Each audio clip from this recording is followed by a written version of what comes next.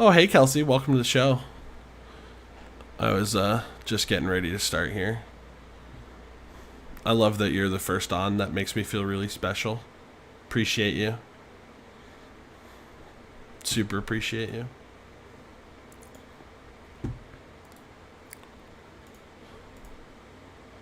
How do you like my starting screen? I feel like it's kind of cool.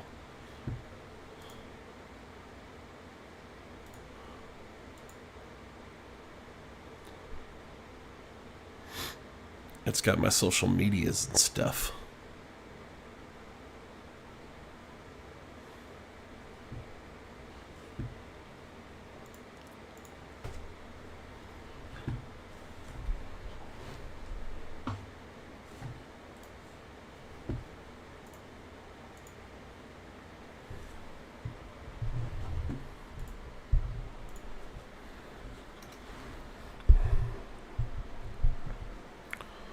All right. Think we're ready to kick this thing off. I hope you're excited for tonight's show, Kelsey, and that all the other people who said they were excited show up in the next few minutes because, man, do we have some fun stuff to talk about. So, when I grew up, was told that I had free will because God said I had to. And never really questioned that until I started questioning a lot of the things I was raised to think and my beliefs. I'm not fortunate like some people where I got to go to college and take philosophy courses and learn about the opposition to free will, which is this philosophy called determinism, and we're going to talk about that and what that means tonight and do some entry-level stuff before we get into it. But when I started questioning free will, most of it came from the first-person perspective, where I realized there were a lot of things that had influenced why I believed, what I thought, and that kind of thing, that I did not choose. And if things outside of my control could shape my beliefs, like the religion and the culture I was born into, and beliefs seem to necessarily lead to what I do, which therefore what I choose to do, then how was I ever free? I'm a slave to the culture and the beliefs that I had that I got from places that weren't of my choosing. It was never in my control. That started to really, really make me question this topic. And I'll be honest, at first it was really uncomfortable. And so I'm going to put a little disclaimer out there. For those of you who show up later to the live stream, you're going to miss this disclaimer, and I apologize. But if you watch it on YouTube later, you'll get it. If this particular topic starts to make you feel really uncomfortable, I would say only you can make the determination if that's a healthy discomfort, right? I think that discomfort comes from people believe there are facts about the universe that are very deterministic, but also believe that we have libertarian free will and we're free to choose whatever we want to do. And there's a real cognitive dissonance that causes discomfort there for people. Because those two ideas can't both be true at the same time, although there are some people who claim they can be, and we're going to talk about that in a little bit. If this discomfort is too much for you, simply skip this one. Check out. I will not be offended. Skip the video. But if ultimately you decide that this discomfort might be leading you on to a path of some deeper insights, I hope you'll stick around. And on that note, I want to kick it off with a quote from a philosopher whose name I will probably somewhat screw up. But his name is Baron de Holbach, or I'm not really sure exactly how it's pronounced. This is what he had to say, and he was a determinist on this side of things. The inward persuasion that we are free to do or not do a thing is but a mere illusion. If we trace the true principle of our actions, we shall find that they are always necessary consequences of our volitions and desires, which are never in our power. You think yourself free because you do what you will, but are you free to will or not to will, to desire or not to desire? Are not your volitions and desires necessarily excited by objects or qualities totally independent of you? That was Olbach's question, and I think that that's a really good one. And that's what I'm going to talk to my friend Chet tonight about, who's my guest. He has some really good insight on this, and probably has, honestly, more knowledge about it than I do, which is why I'm really excited to have him on. I didn't want to do this until I had him on, because I think two heads are better than one in this case. But why is this important?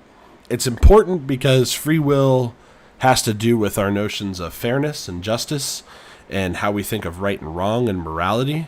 It also has to do with how we think of personal accomplishments and whether or not we blame somebody. But here's the most important fact.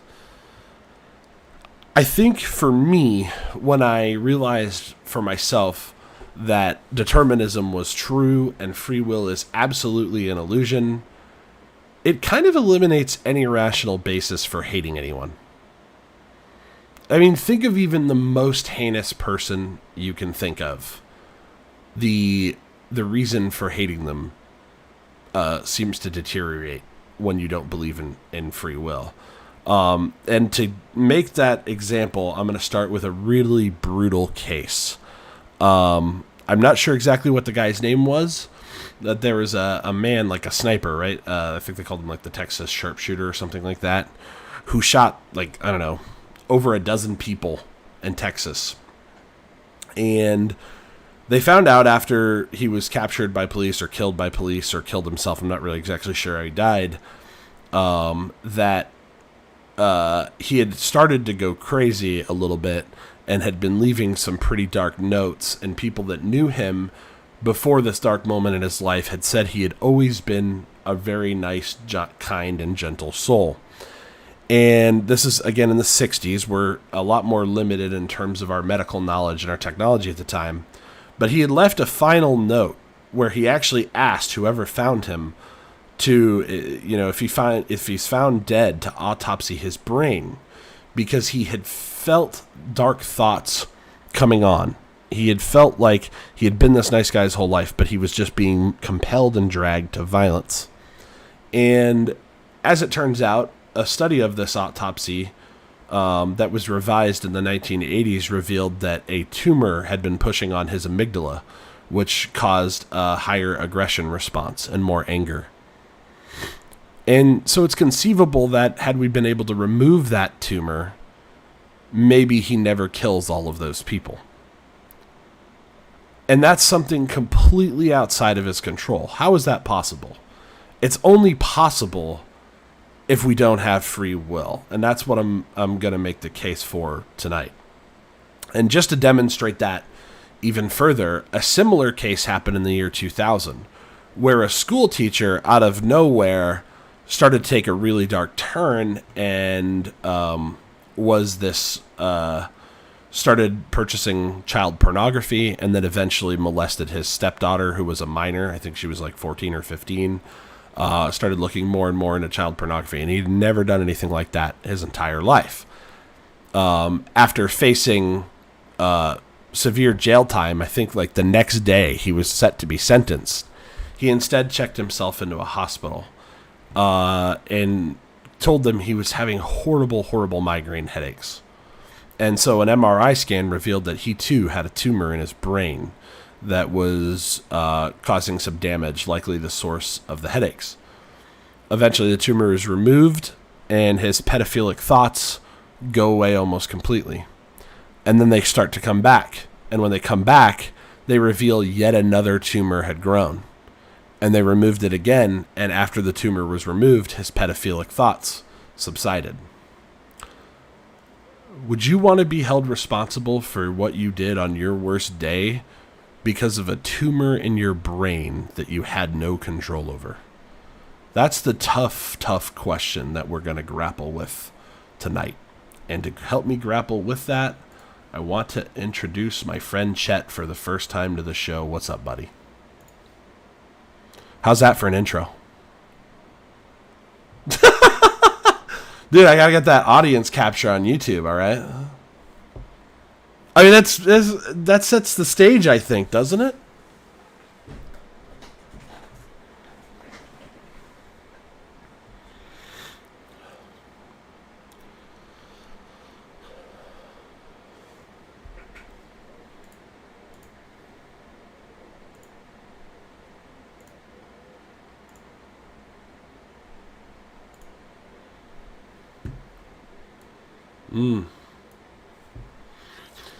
Not really true indeed.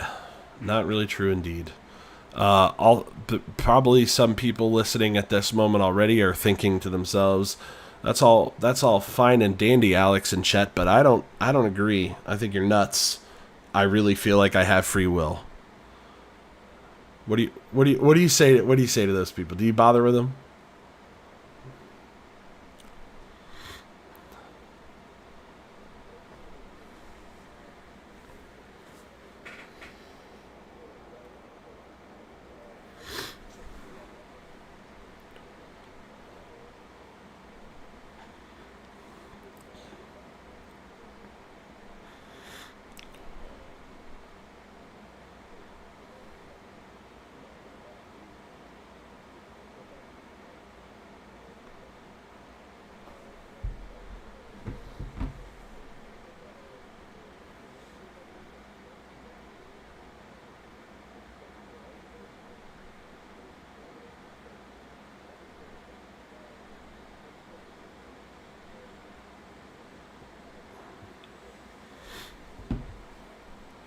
Yeah, yeah, just as untrustable as many other things that seem like. And I think people have that reaction. It's kind of funny. I know this is true for my life. Science and good philosophy has revealed that many of the things that seem really strong in our experience turn out to be not as strong later on. And I feel like there's a certain number of those switches that you get flipped where all of a sudden you're like, how much of my intuitions are just straight up wrong? And it's kind of like a an exponential growth, right? If it only happens to you once, you're like, okay, I was really wrong about that thing, but that's, most of my intuitions are right. If it happens like 2 or 3 times, you might be open to a couple more. But once it happens a half a dozen times, you're just like, all right, I want to know everything I'm getting wrong right now.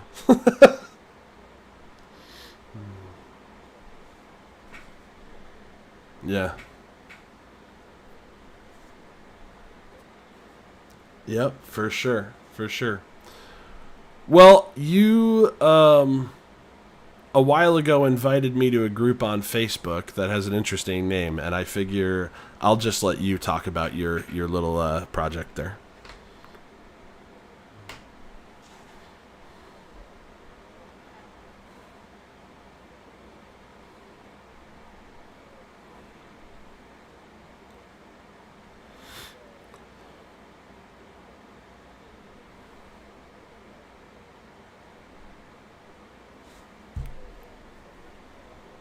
I wanted to start connecting with people online that were also skeptical of the notion of free will, and I wanted to start recording some conversations and just post those online.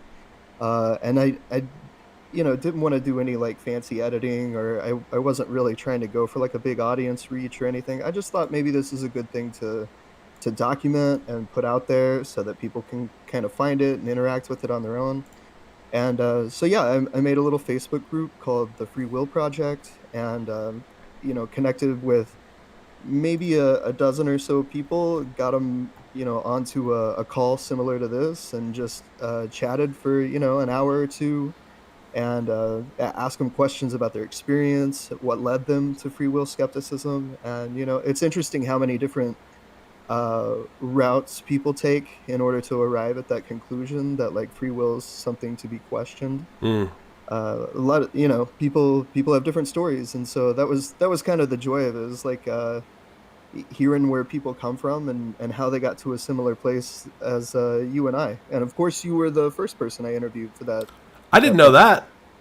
Yeah, yeah, I'm pretty sure you were the very first one. So Nice. I was very grateful that we already knew each other from other things in real life, so Yeah. it was like a nice, comfortable starting point. And if anyone's listening, I highly recommend you go listen to me and Alex talk about it.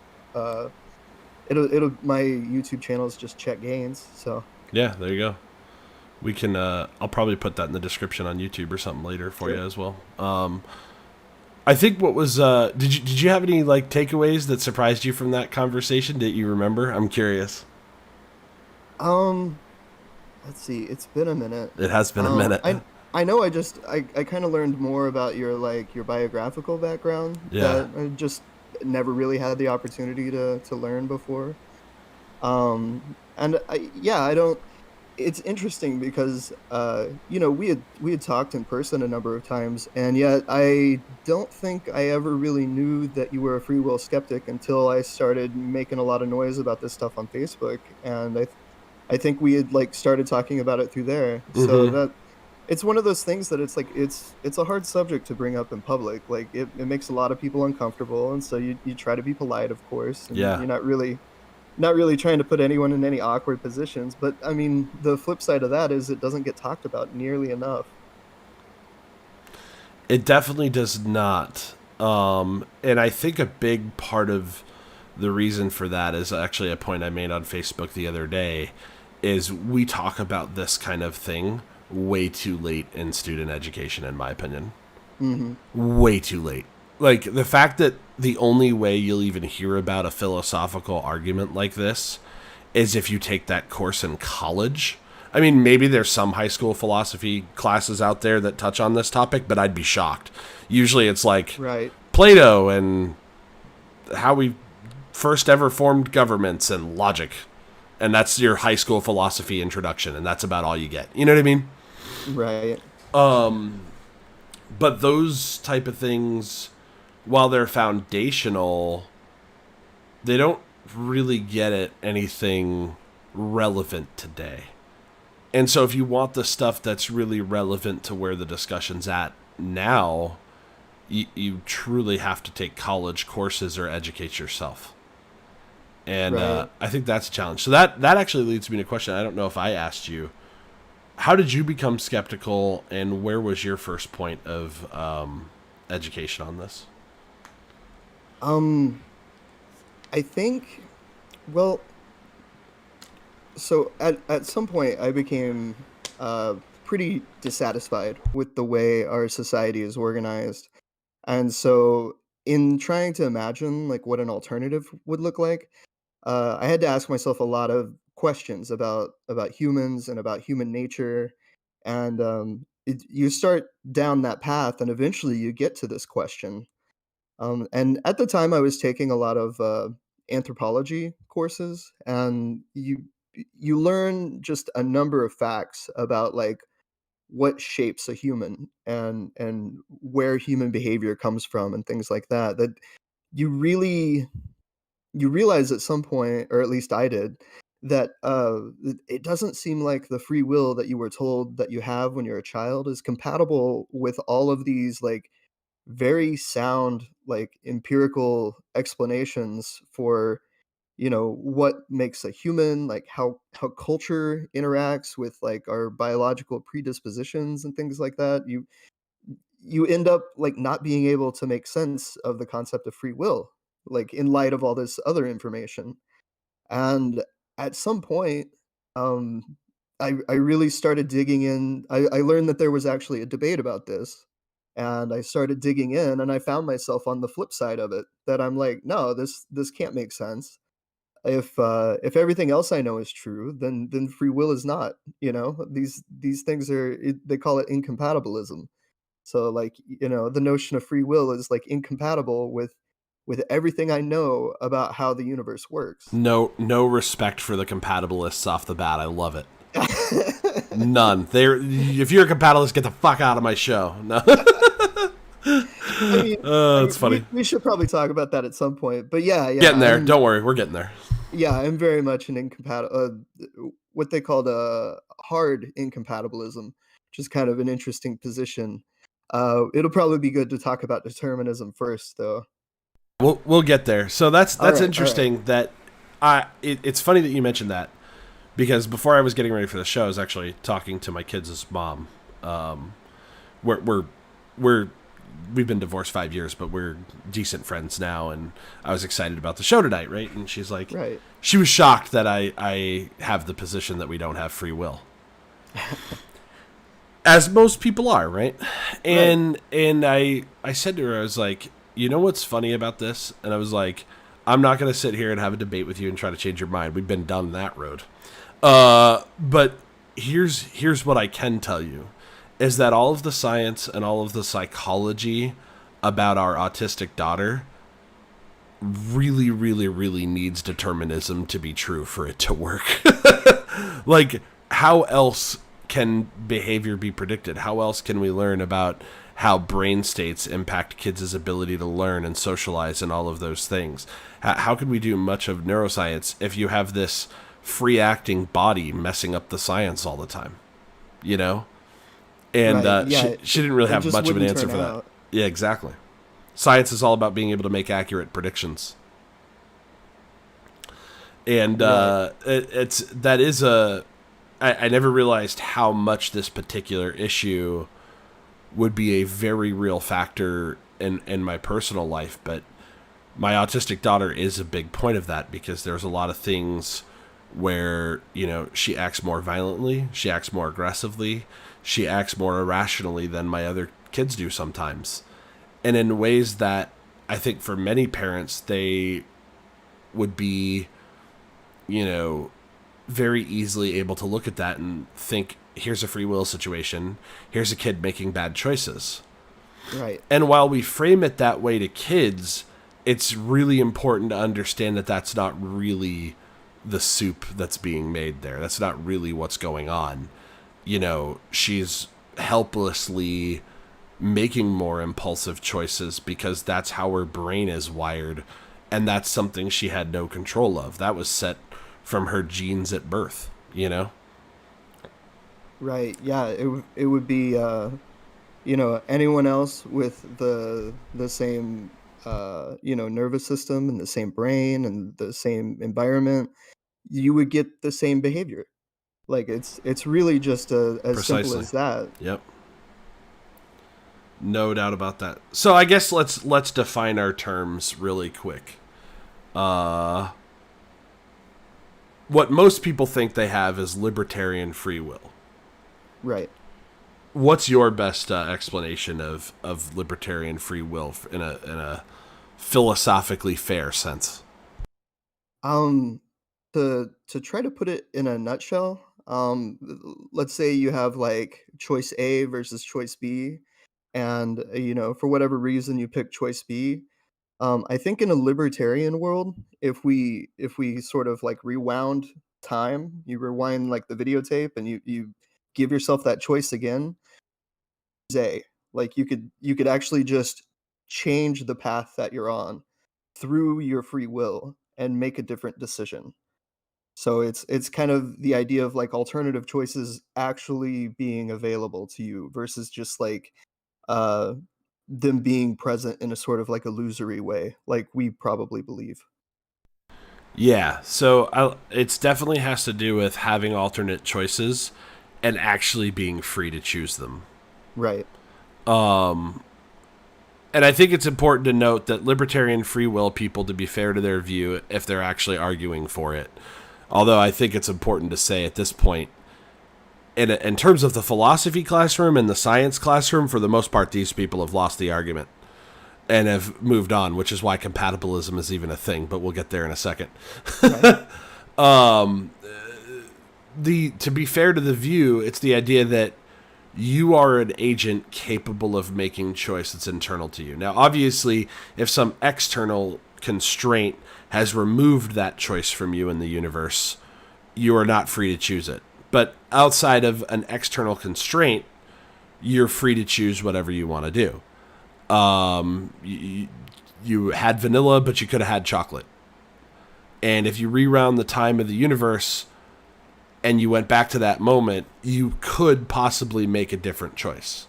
You could Right. you could choose the vanilla and not the chocolate. That's what libertarian free will people ultimately believe. I think we captured it well. And so hard determinism is the opposite of that. Hmm.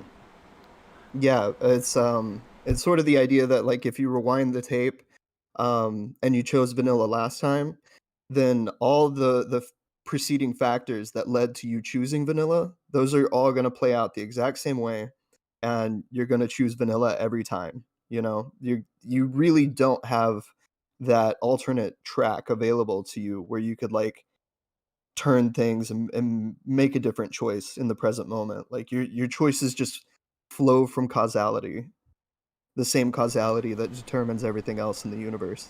Yeah, and that's the philosophical argument, which I think is really sound, but is not tasteful to many people, is that everything in the universe is predicated on prior causes. We know of nothing that happens that doesn't require a prior cause, including the universe coming into an existence, everything all the way up to how life started, to your parents, copulating and you getting here. All of that was based on prior causes. Right. And you can't break that chain. There's no way out. Everything falls forward from the one. The philosophical argument, I think, for the average person, though, does fall flat. And that's one of the reasons why I like Sam Harris's approach to this, where you can actually experience the truth of determinism in a very first person way that's available to you if you try hard enough, if you look for it, right? Right. Whereas just hearing the philosophical argument, it doesn't compel many people, I feel like, because they're like, yeah, but it really feels like I have this thing. Like, I really feel like I chose vanilla because I just wanted to pick vanilla.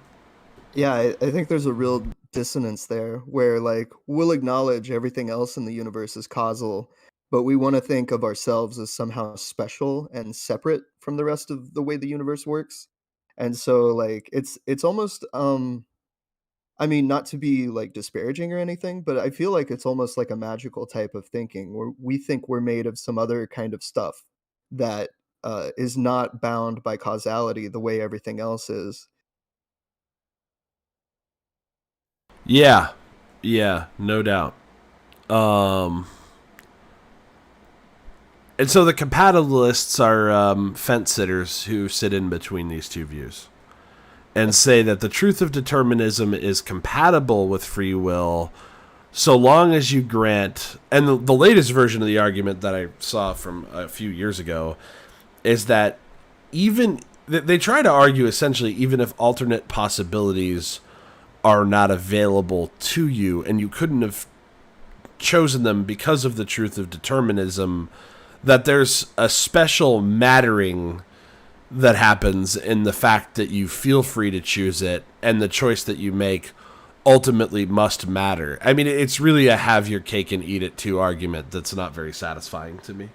Yeah, I mean, again, like not to be disparaging, but like I feel like it's like I mentioned there's like a sort of dissonance in between the way it feels to move through the world and the way we know like the world moves. And I feel like compatibilism's just embracing that dissonance, just saying like, yeah, of course. Like and it's a extremely popular position, and you know, I am not any type of a philosopher, so I really don't have like the position to be like making fun of it, but it seems funny to me. Sorry. No, it does. And I mean, we're talking some very, very smart people that are compatibilists, too. Oh yeah. Oh yeah. Like, the one that sticks out in my mind would be Michael Shermer. Hilariously, Jordan Peterson, you would expect him to be on the libertarian free will side, but he's smart enough to know he can't defend that, so he's a compatibilist. That's interesting. I That didn't know I that. bet you didn't know that, yeah. Yeah, well, and so I'll tell you what I think the compatibilists are actually arguing.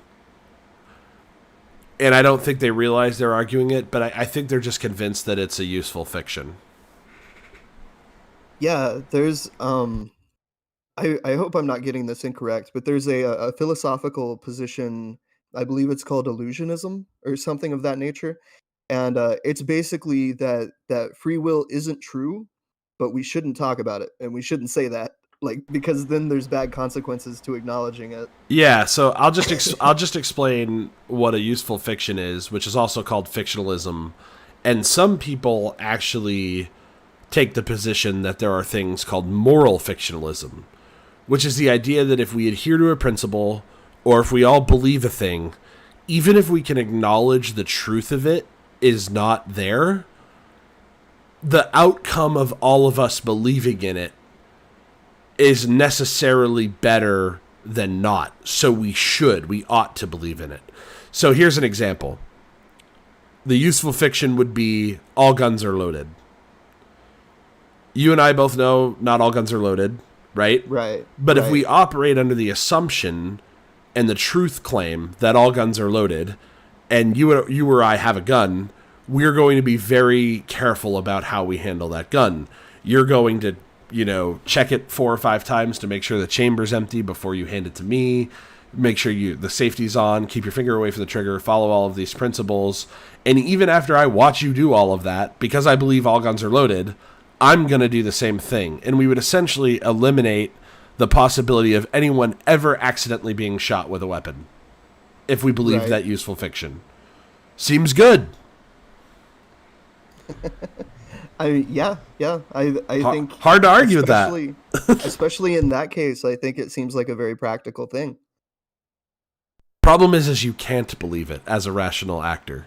Right. And that's where the philosophy argument is happening on that front, which is that's a fascinating one to watch. As a philosopher, an armchair philosopher myself, that's actually my favorite debate happening in the world of philosophy right now, is whether or not we could actually ever use a useful fiction and maintain our rationality. Right. Because my answer to that question right now is no. Well, and I feel there's a difference between saying treat a gun as if it's loaded and the gun is loaded even if it's not. You know what I mean? And I think you can do the former and still make sense. But The fictionalists argue that by doing the former, you will sometimes reliably fail. Like the only time that you're ever 100% is if you believe the fiction. Like that's what the fictionalist claim is, which is this is a ballsy claim. Yeah, I don't know about that. Yeah. I also don't know what it means to just like willfully believe a fiction. Like that's the argument on the other side. Right. Is that it's just not possible. Yeah. It's that itself is not possible. But the arguments are interesting. We'll leave that aside for another day. But on the topic of whether or not free will is a useful fiction, like we're talking about, I want to quote one of my favorite orators of all time, Christopher Hitchens. That you probably didn't expect tonight. But he was once asked in a debate that I watched whether or not he believed in free will. It was just an off-the-wall question, didn't really apply to the debate he was having. And he said, I must take refuge in a bit of philosophical irony. Of course we have free will. We have no choice but to have it. Right. The difference is the Christians on the other side of this debate say that we must have free will. The boss says so.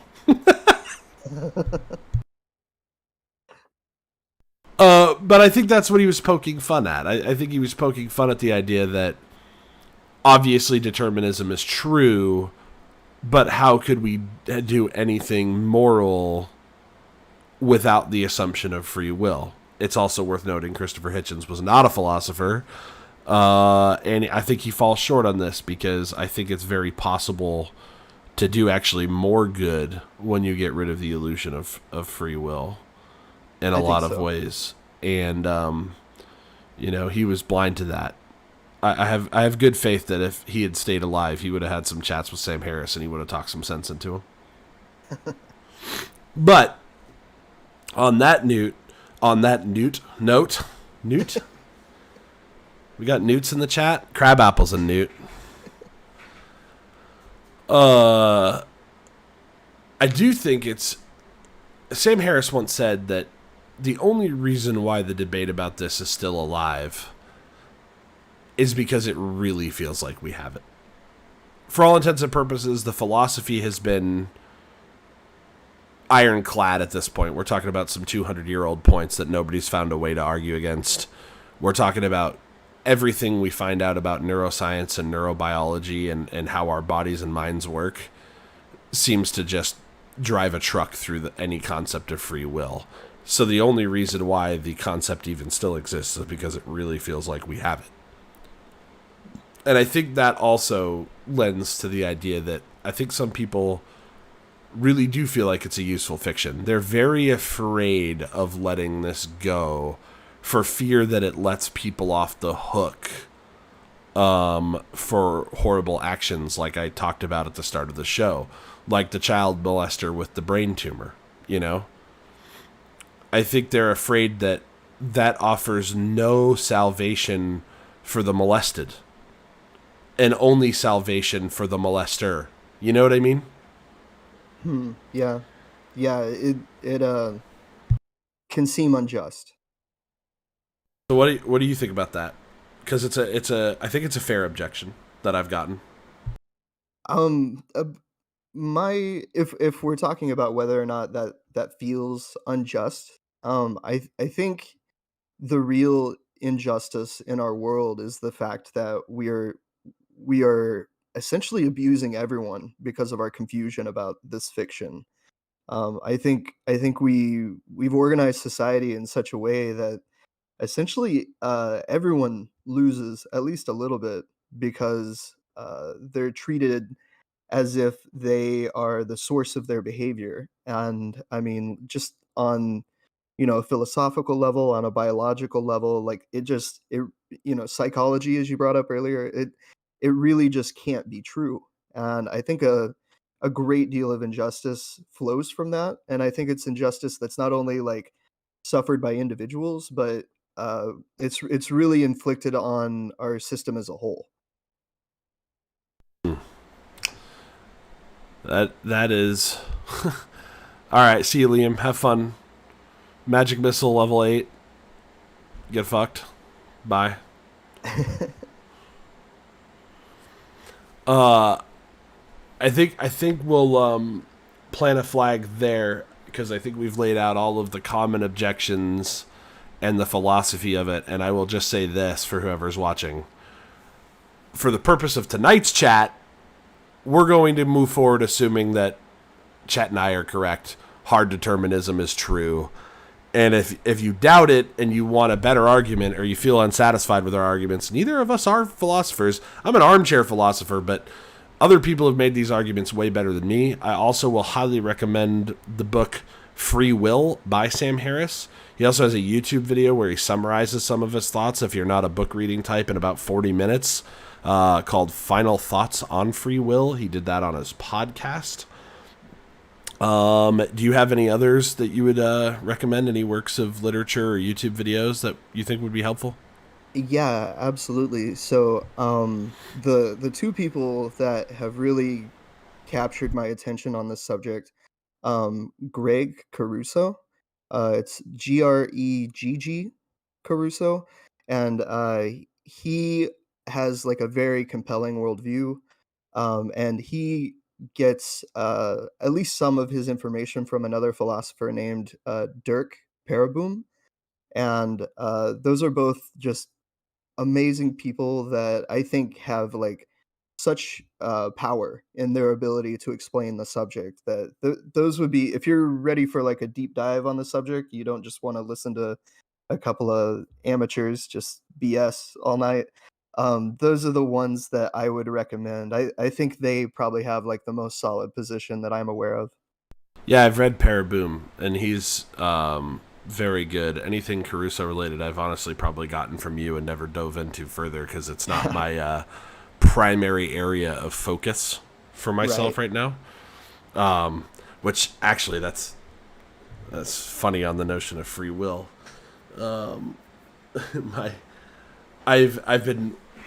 A side note, I don't know if you know, I did a video couple weeks ago, maybe a month ago, titled "The Case for a More Open Relationship." But I've philosophically, personally, I've been actually working on this argument about human relationships. That's a side note, and that's been my entire focus for the last few months, really. Cool.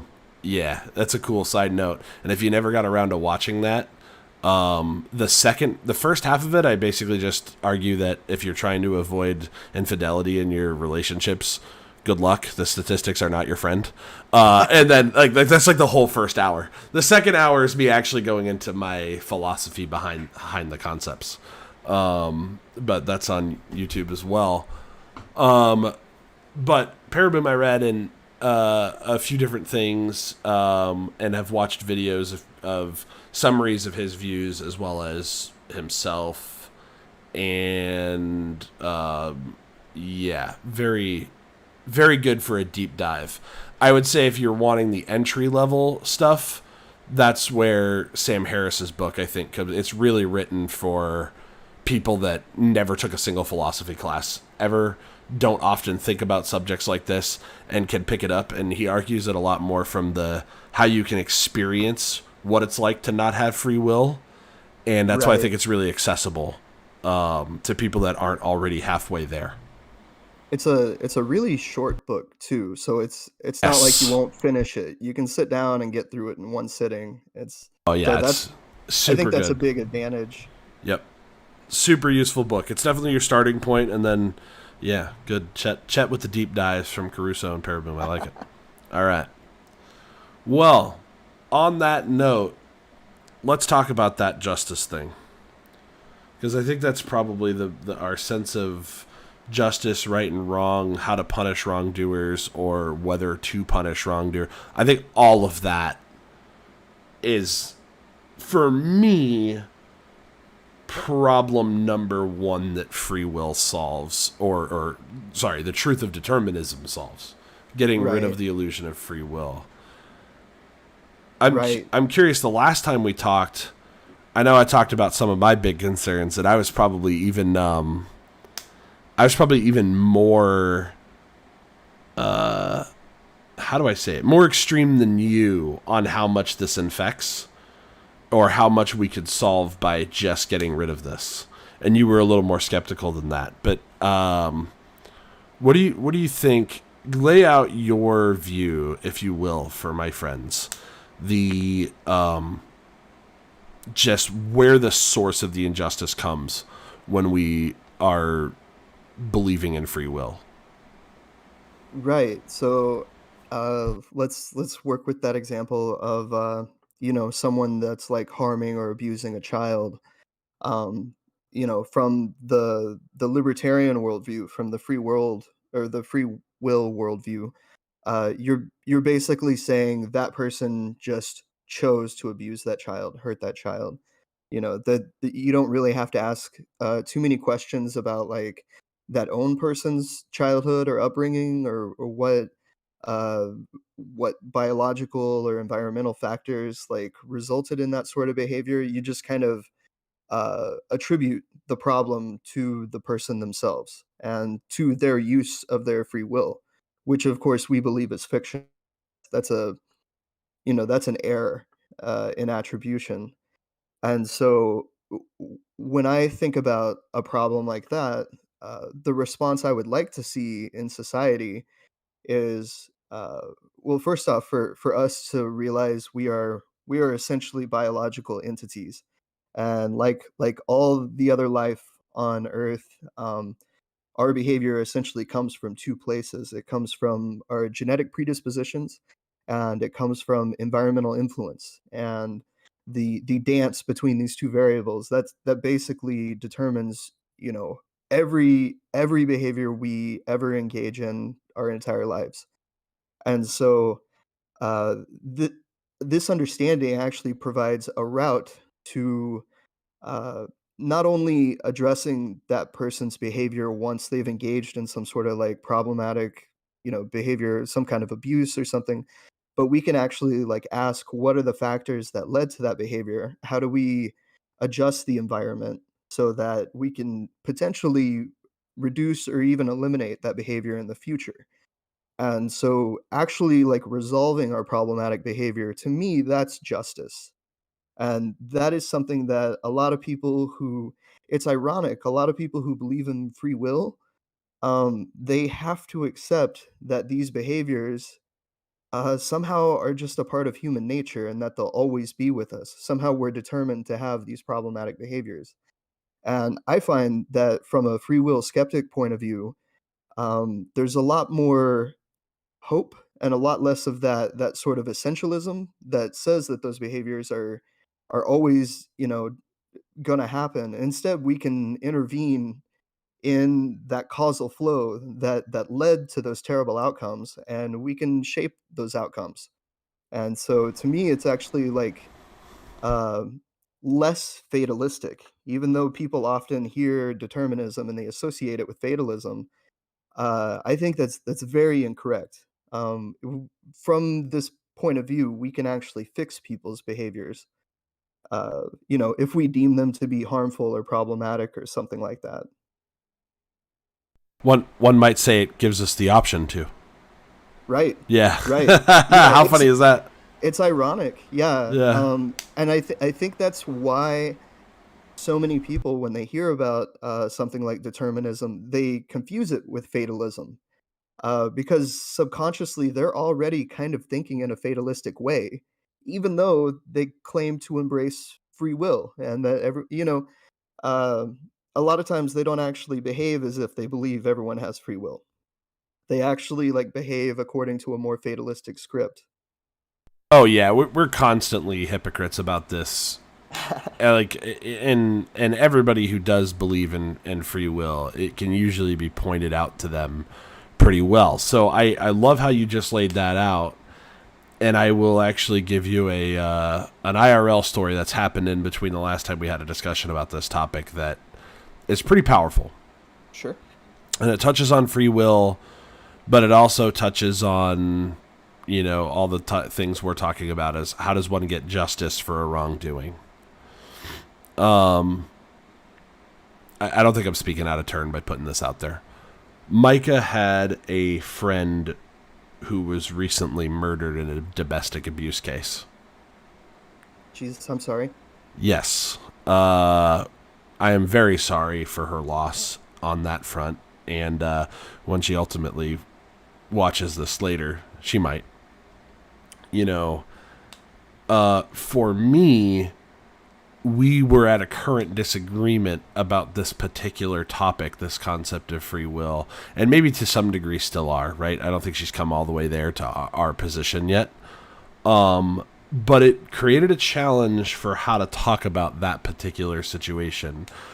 Obviously, I went with a whole lot of love and comfort, and will always do that, because what she and all of her friends went through and all of the loved ones of the person who died went through is horrible and traumatic and very sad. And I watched a whole lot of people have the very understandable natural impulse to immediately want revenge on the person who perpetrated it. Right. And so I'll take this moment to say, if you've ever had that feeling, I empathize with you, I understand it, and I've been in your shoes. I certainly remember thinking the big one for me in my life, because I've never lost anybody in that way. But I remember, like many young conservatives, after 9/11, pretty much being of the mind of, I could care less if we nuke the whole Middle East. I want revenge, damn it. It was hard to watch. It was a very common sentiment. Yeah. And it's understandable. Chet and I, just because we are determinists and we don't think that you're going to find out very quickly that we don't agree probably with those feelings and are about to argue against them, we don't fault you for having them. You're human. It's totally reasonable to want revenge on murderers and evildoers, but just because it's understandable and it's a valid feeling doesn't make it rational or acceptable. And that's what I think I ask people to consider in this situation. So, to get back to it, this ultimately turned on the death penalty, right? And kind of like you were saying, a lot of people have strong feelings about the death penalty. And to me, getting rid of free will, for me, totally made the death penalty just seem nonsensical immediately. Right. Um, and a big part of why it did is because of this idea that it really does remove any rational justification for hatred, retribution, and revenge. Those are just don't make sense anymore for me. And in the case of somebody who did a heinous murder, let's say a domestic abuse murder like we were talking about, you know, the kind of like you said, there's this like contradiction that people sometimes operate in where they talk about things in a deterministic way and they kind of self-contradict themselves. Mm-hmm. My favorite question to ask about supporters of the death penalty is I bring up that original case I talked about at the opening, the murderer who shot all the people at the Texas sharpshooter. Was he at an airport or like a mall? I don't remember. It was college. It was a college? Was that what it was? Yeah, yeah, he's the bell tower shooter. The name is failing me as well, but it's a very, Yeah. very famous case. Famous case, yeah. And in that particular case, I decided to take an even more extreme example as a thought experiment. And this is what I had talked to Mike about that day. Is okay, in that case, it was obvious, right? There was a tumor pushing on the amygdala causing an aggression response. Okay, but what about all the murderers who don't have tumors on their amygdalas? Fair question, right? Right, right. Well, what if we find out one day that there's a chemical reaction that happens in the brain that leads them to enact violence on other people, animals, conscious creatures? And we discover a pill, much like we have for ADD, depression, anxiety, that simply just eliminates that response. It doesn't chemically alter you in any other way, right? We're not changing the composition of you. So I'm not really playing with free will. It just simply takes the edge off of your anger center and your aggression center so that it becomes impossible for you to harm or murder someone. It's perfectly conceivable that we could scientifically have a pill that does that in the future, right? Yeah. So if we did, how would we, knowing that all it would take to prevent this kind of behavior is a simple medical intervention of taking a pill every day, how would we look back on the people who were doing the death penalty today in moral terms? I mean, it would be horrifying. They'd be monsters. Yeah. Why didn't they just give them the pill? Obviously, And we then, wouldn't have had it, but that's how we'd be looking at it from a future point of view. And I think when you take it from that future counterfactual point of view, people go, oh, and I'm sort of smuggling in determinism in a very clever way. I'm sure you can see there, but right. it kind of breaks it down to real terms. I feel like. Yeah. And I mean, so just to kind of, kind of bring it back into the present. So like we're not even dependent on like, future medical technology. We know, for example, that the inequality of a society, the distance between the top and the bottom, that correlates with violence, with things like murder rates and whatnot. So, like it's individuals that are playing out these behaviors, but there are systemic causes of those behaviors. And so if we really want to address violence, we need to address things like inequality, and resource scarcity and, a number of environmental factors like that. And we'll find if we pursue that, if we actually like implement those policies that would correct those what I would consider environmental flaws, then we're going to watch people engage in better and better behavior, or at least less bad behavior, like in this example. Yeah, yeah. I think that's a great point. Is you don't even need the future example. I like that one because it's more absolute.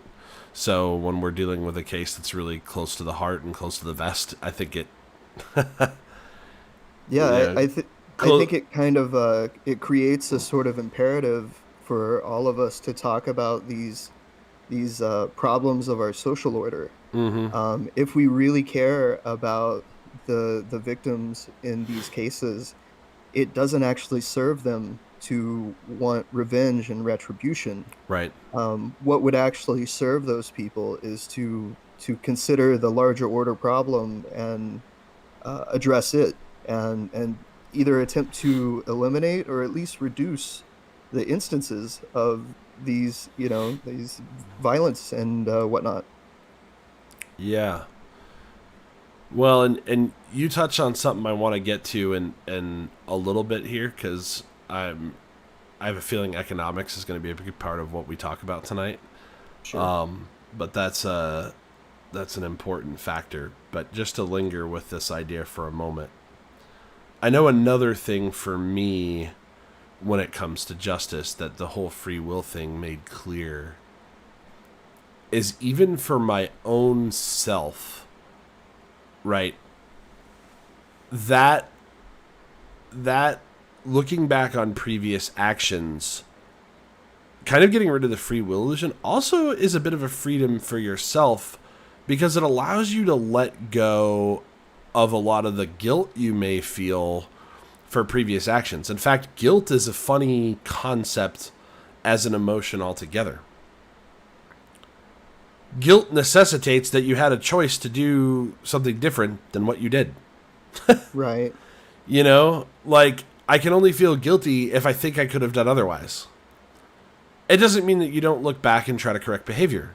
In fact, if anything, I now look back more with a better, more refined lens and try to correct things that I've done wrong in the past, right? Because it's Right. not the idea that, oh, I could have just chosen differently. Now I get to look at it with a more fullness and understanding of what, was the cause of my actions in the first place. Why did I do that thing? Did I have a belief that was leading me to do bad things? Did I have certain factors in my life that I could have, I could consider are affecting my behavior in the future, and maybe the awareness of that will allow me to do something different, right? Right. You could implement a more effective strategy to correct that behavior if you really don't like it about yourself. Exactly. It gives you a way to incentivize yourself to do something better in the future. That's not available to you when you're just operating under the just choose something different approach. But the reason I want to linger here is one of these topics that comes up a lot, especially in my circles, is addiction. Which is funny. The argument... I get a kick out of people who use addiction as a way to argue for free will. And they cite the examples of people who, all of a sudden stop doing drugs or whatever their addiction is one day. And I'm like, the whole concept of addiction is determinism played out. Like... Right. Otherwise, it wouldn't be addiction. Yeah, exactly. It would each one of them would be an individual free action. Yeah. What am I welcome for? I'm curious what that means. Anyways, I think that's my wife telling me I'm welcome in the chat, and I don't really know what for. But yeah, like in the case of addiction, understanding that your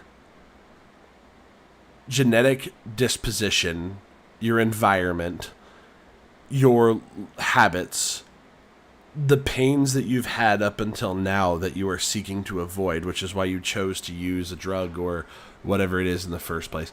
Understanding all of that and noticing it is one of the actual ways that people get out of it. It's not that they made a free choice to just be like, no, I don't want to do it today. I don't know why. I've, smoked a bowl of methamphetamine every day for the last, 3 years straight. But today I feel different.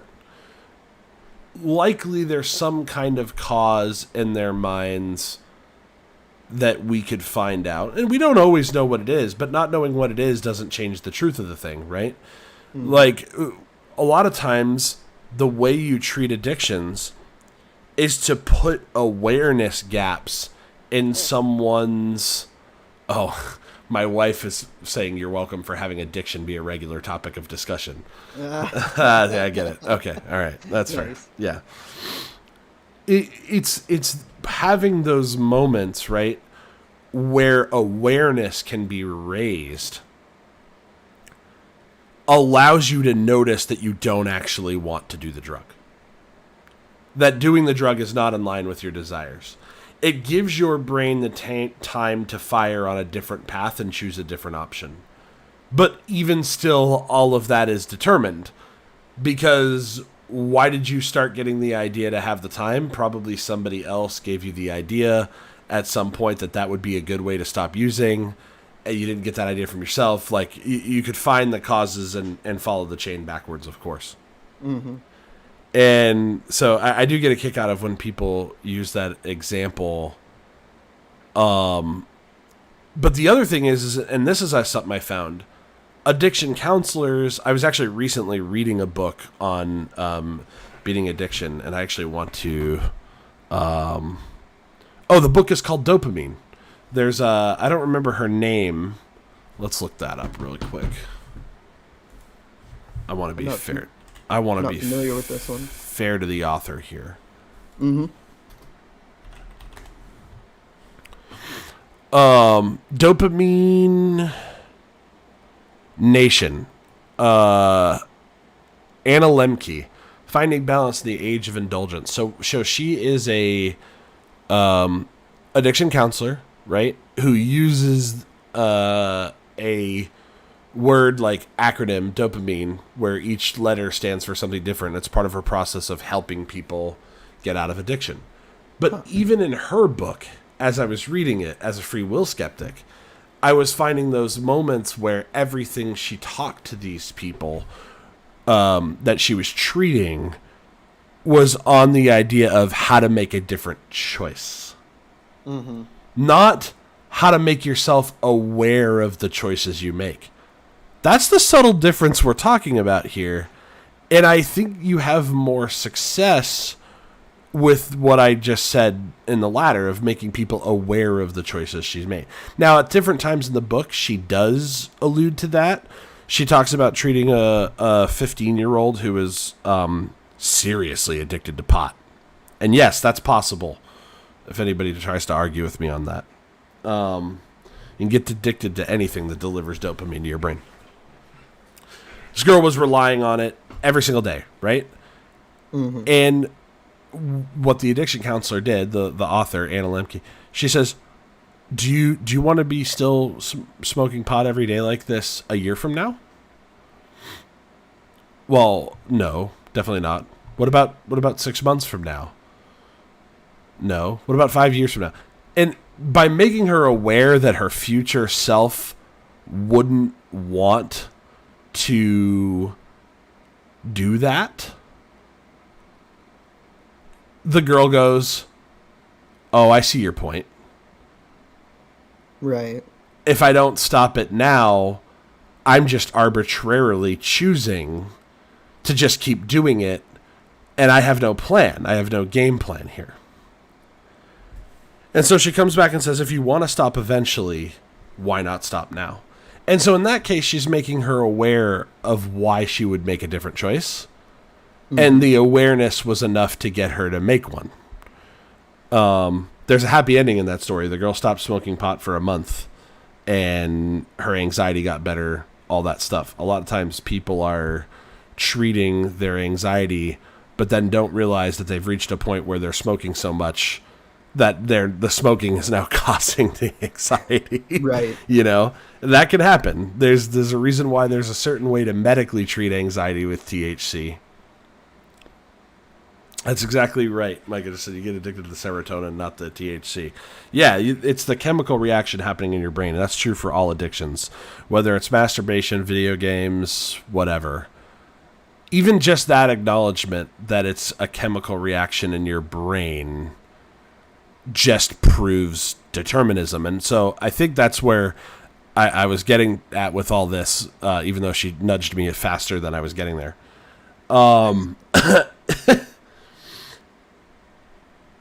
It's fascinating how the more we've learned with neuroscience, and neurobiology and how our brains work, the more obvious the truth of this becomes. And it's almost a help for me for people who are like, nah, Alex, you crazy. I definitely have free will. Like, to point out the fact that how else would brain science work if things were not deterministic? Like, Right. if your brain was a thing that could make a different choice based on a will by a subject, you, which is also an illusion in my opinion, then we wouldn't be able to do any of this stuff. We wouldn't be able to treat you for some of the psychological things that we do. Because any treatment that we would do, there would be this totally random element that we wouldn't be able to account for. And you would have, like, it would just be true that the only way you could beat an addiction is just choose not to. The Right. sad part is, I have spent most of my childhood, and really up until 5 years ago, almost exclusively in the political company of conservatives. And this is exactly how they talk about people with addictions. I'm not trying to generalize all conservatives. I'm sure there are a few who don't. But if there is one, they're rare, for sure. The vast majority of conservatives I talk to on this particular issue, and what's fascinating about it is they then turn around and use that as a justification for a bunch of other dumb policies. Right? Right. Like, Right. hey, we can't give people money, they'll spend it on drugs.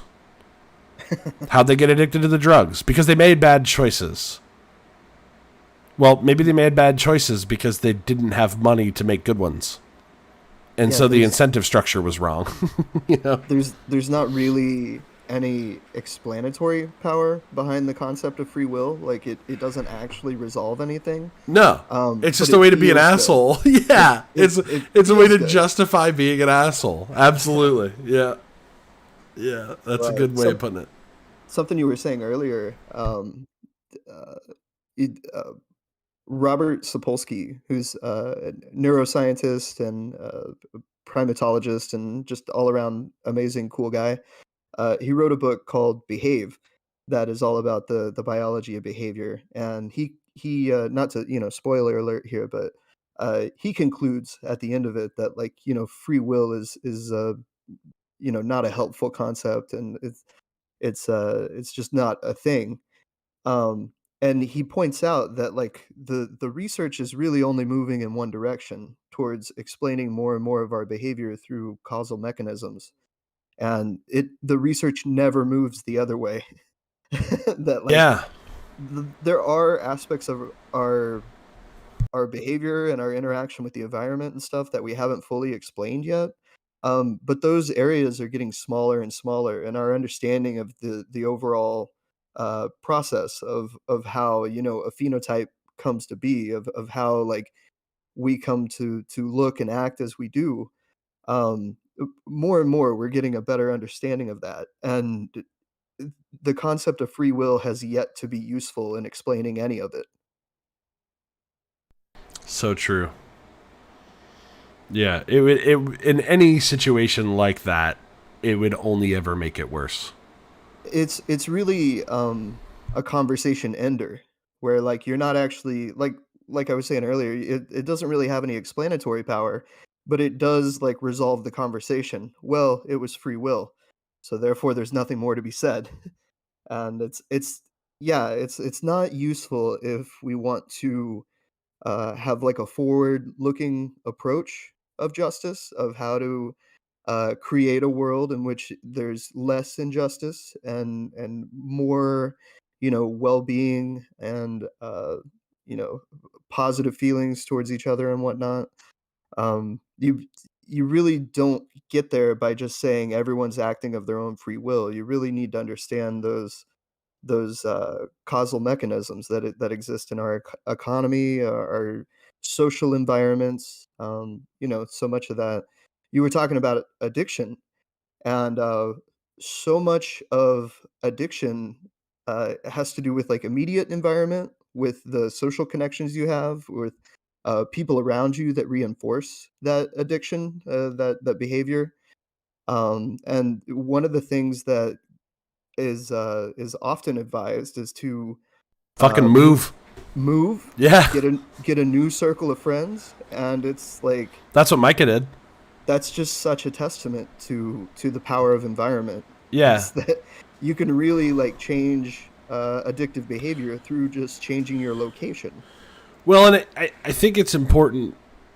I think this is also a funny point because when you press somebody that has the more, I actually used to have a coworker that would argue this about addiction all the time. I don't know why we got into that argument. We just did. And Gotta argue about something. yeah. I think he realized I had really good arguments for most things, but he felt really confident about this one, which is funny because this is the one that he actually tripped on a landmine and then just got frustrated because he realized he didn't like what I had to say. You know? But he was making that case that it all comes down to a bad choice. And I was like, so what other choice would you want someone to make in that case? And his whole thing was never to do the drug in the first place. I brought up to him the fact that a big thing that modern day addiction counselors are doing is now recommending after a period of abstinence trying to actually use the same exact drug and set it up in such a way that you can only use it in moderation so that you remember what that's like. Because most people do not start overusing and abusing, right?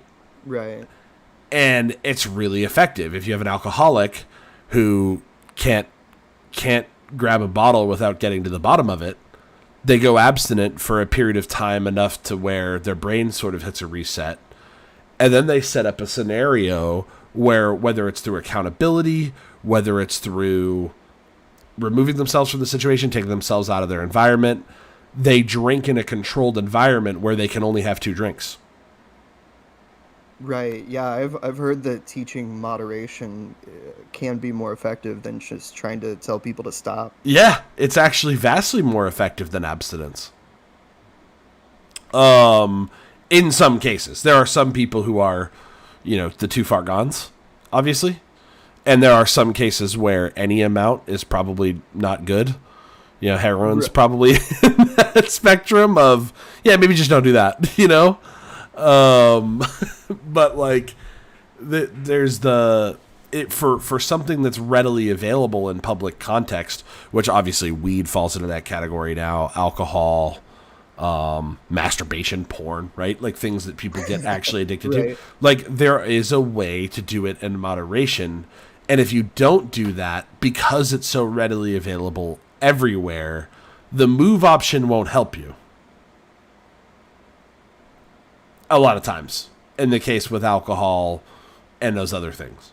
Right. You can buy that on any corner. Exactly. So you have to learn moderation again, otherwise you'll reliably fail. And so I brought that up to him. And then he tried to even go reductionist even further back to that and just say, well, I don't care because they should have chose never to do it in the first place. And I was just like, well, think about how much of a superior person you're making yourself out to be in this case when you can drink alcohol in moderation. Right. You're basically just claiming that you're better than everybody else for something that you don't know why you can drink in moderation and you're not addicted. Explain to me why you can do it and they can't. Right. And also notice that like your friend is not dealing with the problem as it is. He's dealing with like the problem as he thinks it should be. Right? Yep. So he doesn't have like a practical solution for like cuz I mean maybe some types of people should never drink, right?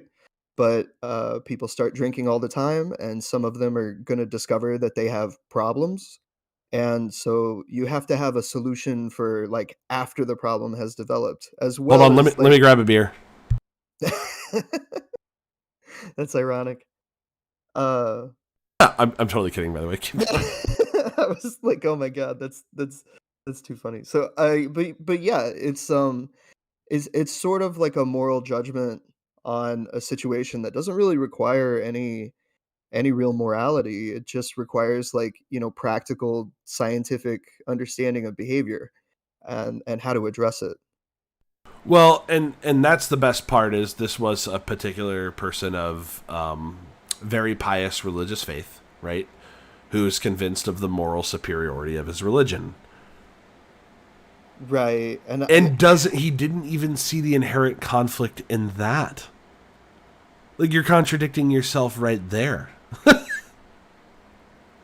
Like from the jump, you're failing to acknowledge the fact if the choice is just never to do it, well then you're a moral monster by your own accord.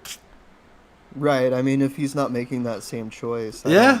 I don't know what to say. Where do you get off thinking that you're superior? Like I don't understand.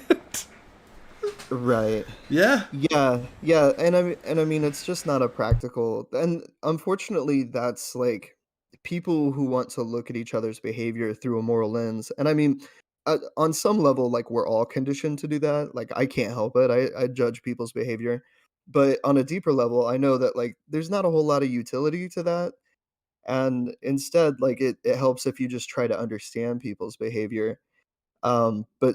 But so many people don't have those tools to understand, like, what might have made a person, like they are. Instead, they just say, like, "That person is not like they should be." And it's not really, I mean, it's not really helpful. It doesn't actually resolve, like, the deeper issues that cause the behavior in the first place. It just says, "Well, you shouldn't be that way." I love that you said that because that actually brings up a little bit of some history in my bio that I wanted to get to. I've had a really weird roller coaster when it comes to what I believed about sex morality, right?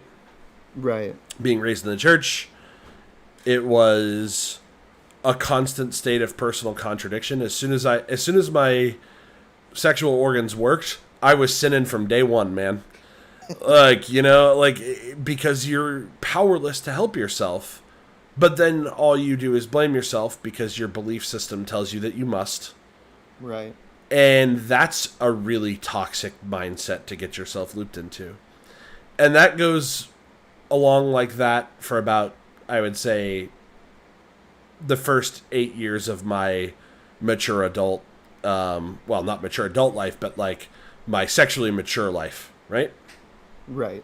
And then the flip scripts where it all of a sudden becomes not really a relevant problem because I get married at 20 years old, have my first kid. Granted, that was based on a sin too, but I'm like, whatever, I did the right thing. I got married and here we go. We're fine now. We'll just ride this out. Now everything's kosher.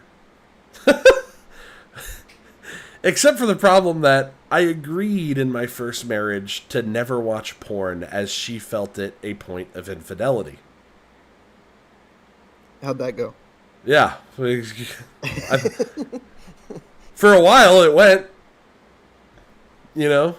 Right. But it's, again, one of the most readily available things, and reliably sex wanes in a relationship. I don't care whose relationship it is and how long you've known them. At some point, you guys aren't going to fuck as much as you do right now. Just for the audience out there. Just accept that fact. And it will be weird reasons sometimes, and sometimes it'll be your relationship itself, sometimes it'll be health, and sometimes it'll be, holy shit, how did we make ourselves so busy and we didn't even have sex for like 3 months? But reliably, you will find yourself alone with a cell phone. And so what do? You tell yourself, I did, before I got married, before I was ever a free will skeptic, before any of this, that I could just simply choose to do better. I never wanted to violate the fidelity of my marriage. That wasn't a desire that I had. And yet I was powerless to resist when it came down to it after a while. And all this is to say, that comes back to how we talk about some of the biggest problems in society, like abortion and premarital sex and all the things I used to preach at my own youth group and now hate looking back on. You know what I mean? Mm-hmm. All of the purity culture and all of that, which is much stronger than people realize. I mean, it's still a good 45% of this country that believes in hard purity as a practice. You want to talk about cognitive dissonance? Imagine like looking around at all these teenagers getting pregnant and being like, well, look at the good ones over there that didn't. And then realizing that that's how it's been for centuries. You know what I mean? Right. We have this thing that got baked into the idea of how we treat sex, that people should just make better choices when it comes to sex. And all that has ever done has made people feel guiltier for no reason, bad, evil, personal, evil on a very personal, deep down level, like I did.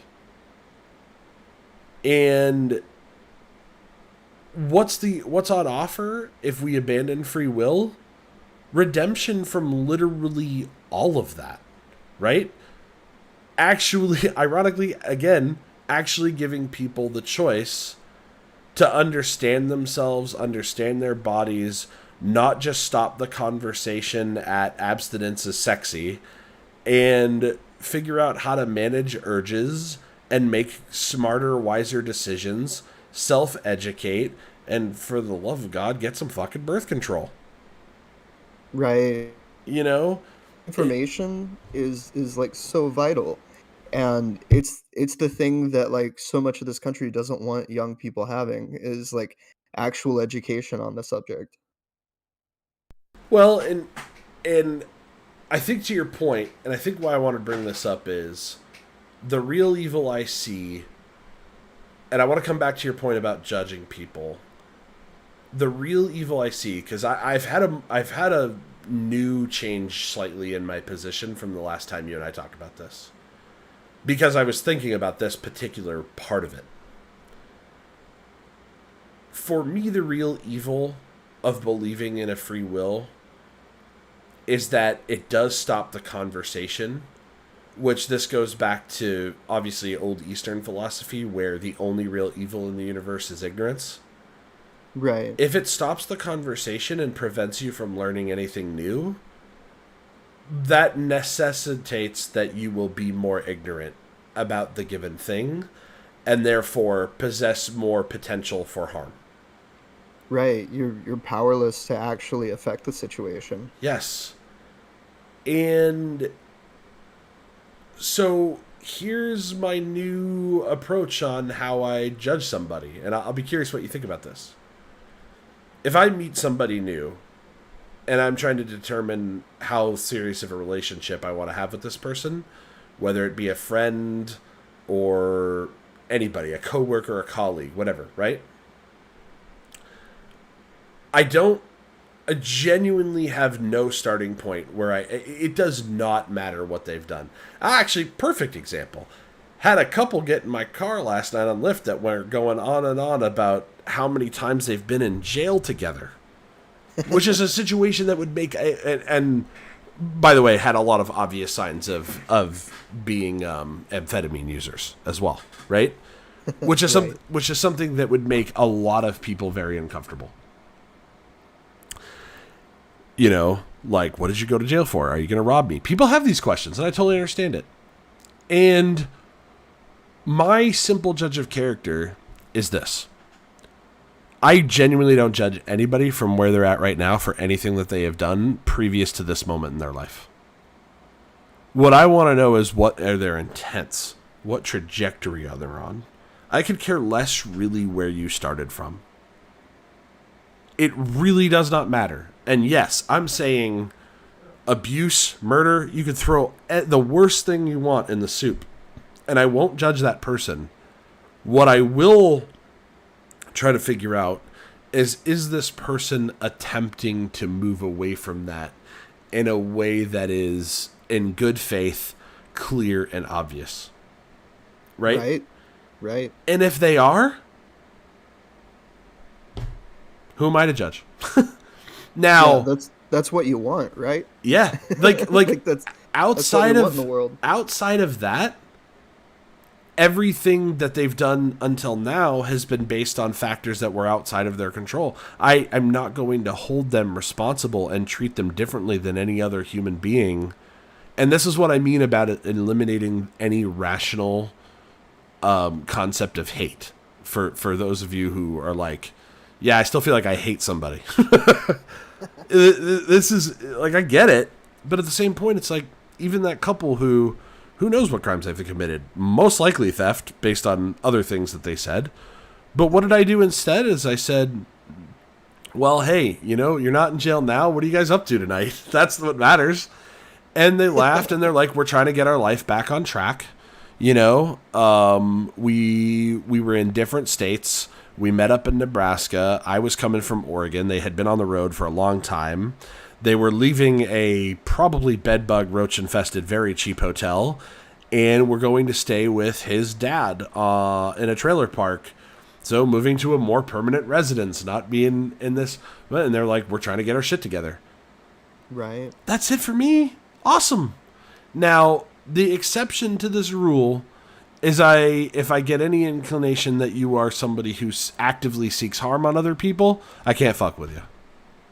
Just for my own protection. Right. Yeah. Which is kind of obvious, right?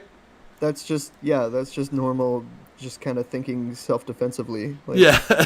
But if you're not doing that, this gives you the rational basis for sitting down with a member of the KKK and having a conversation with that person that is fair and reasonable, where you come from a point of compassion and give them the opportunity to learn something that they can improve on.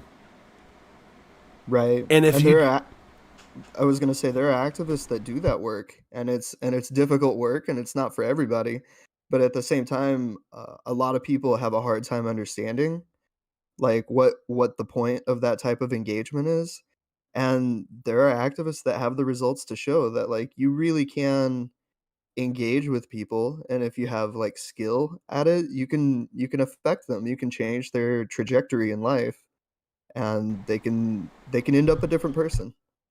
it's very true, and obviously there are some people who find their ways out of white supremacist groups and become much better people in society. And very commonly the story, it's not always the case, but a lot of times the story is, for the first time in my life I met a nice black person, like and like that's where the deterministic side, I think, comes in, because all it takes is one factor, one cause in the chain for that person to all of a sudden make very different choices than they had up until that moment.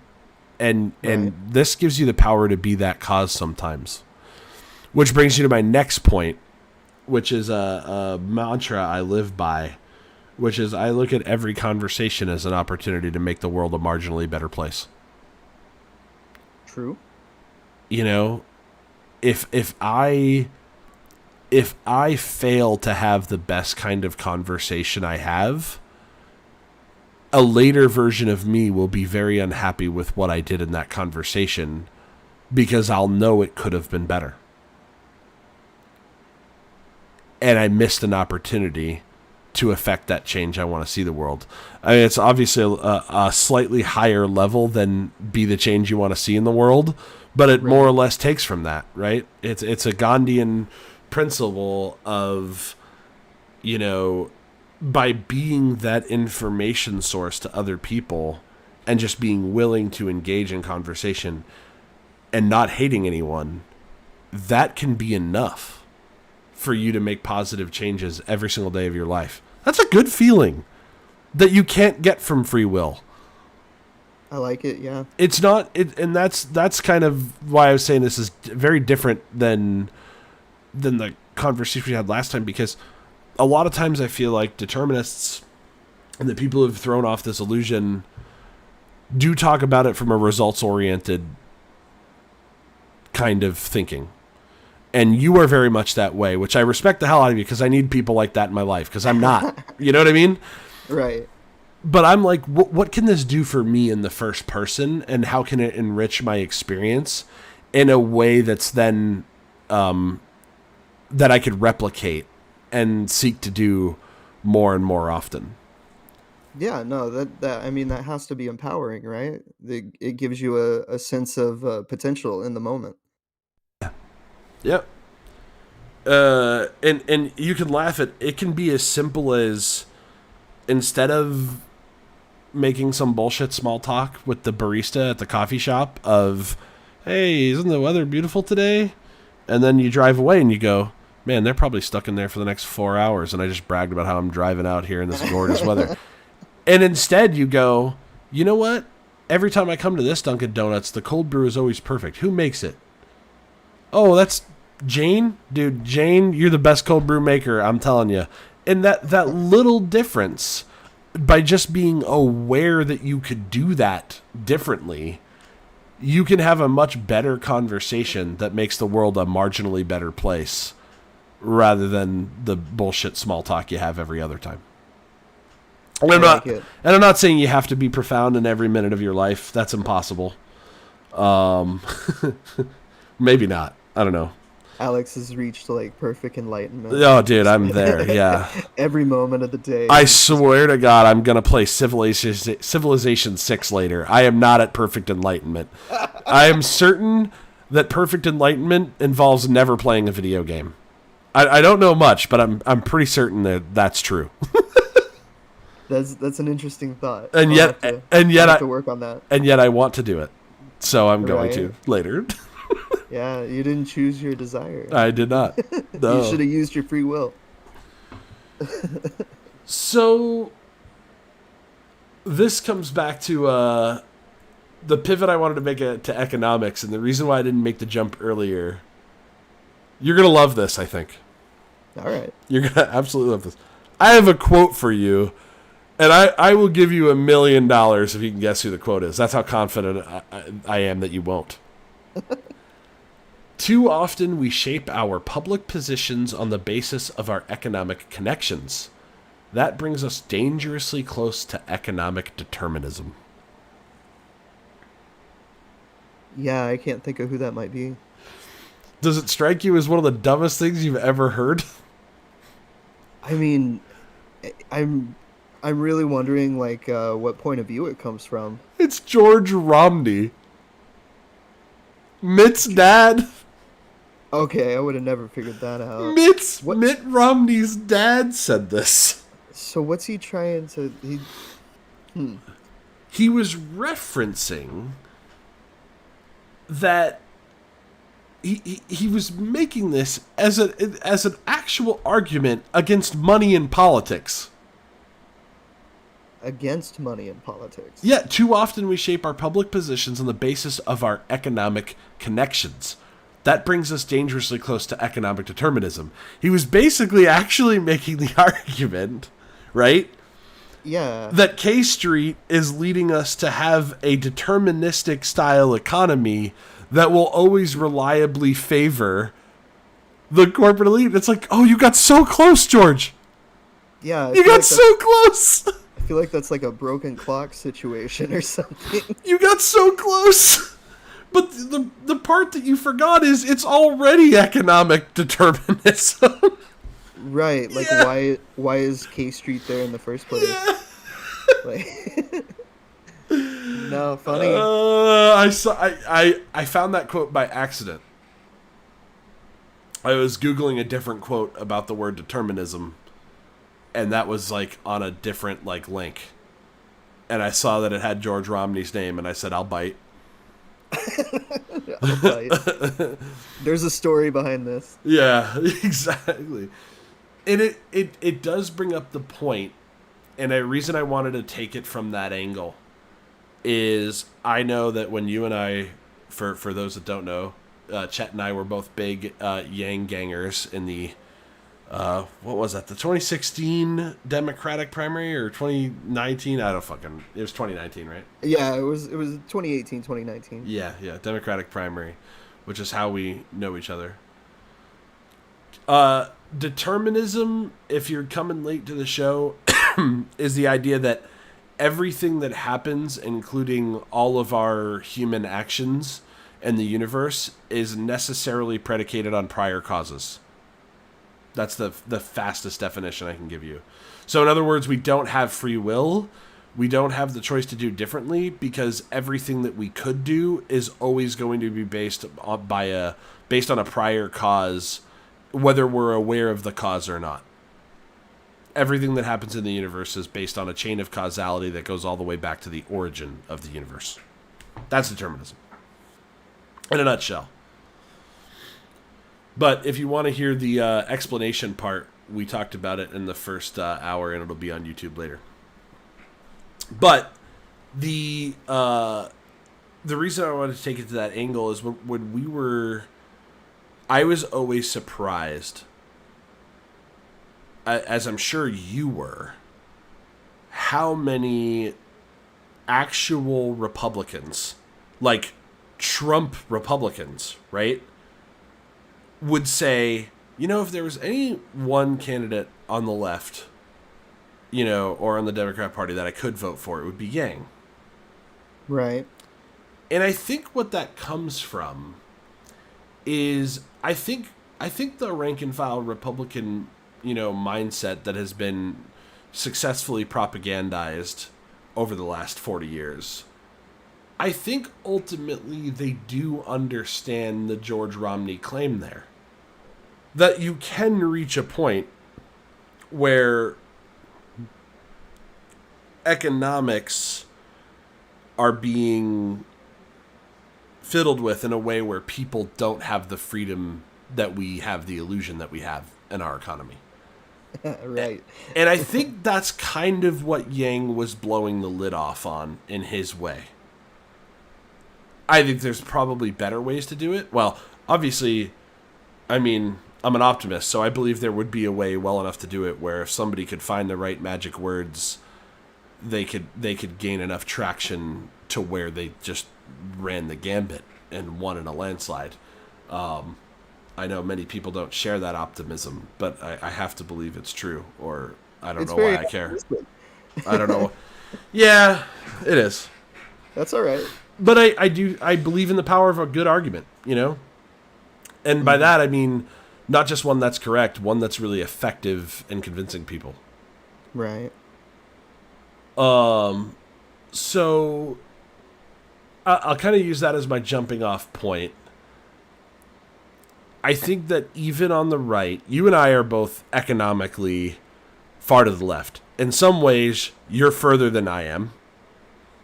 Right. Probably in some ways I might be further than you are. Are you in the camp of the that private property is inherently theft? Philosophically, yes. Yeah. I don't spend a whole lot of time trying to argue that with people because I don't think it's very useful. No, but, not at all. Not at all. But yeah, like in the ideal just world, I don't think private property exists. Yeah. And so that's the point. Just by uttering that, and us both probably being on that side of us, that puts us to the left of probably even most of the people on the quote unquote left, right? Almost everyone. Yeah, yeah. I mean,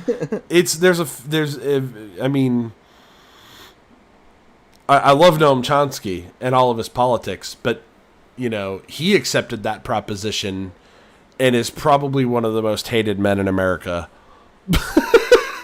by moderates and conservatives everywhere, and even some people to the left of them. So it's at the same point, I almost feel like the very notion of private property does rely a little bit on free will. Absolutely, yeah. And it's the idea that if I'm free to choose how hard I work, and I'm free to choose what type of work I do, and where I put my energies, then over my life, my accomplishments will amount to something that I should get to keep. Right. I think right. that's the position most people argue from, Your acquisition is somehow like legitimized by your behavior. which is legitimized by the notion of free will. Right. And so when you throw that in the garbage, it actually does make the private property is inherently theft argument slightly more useful. But you have to get somebody to accept the free will determinism distinction first before they're going to listen to you. I think I that's think that's been the experience I found.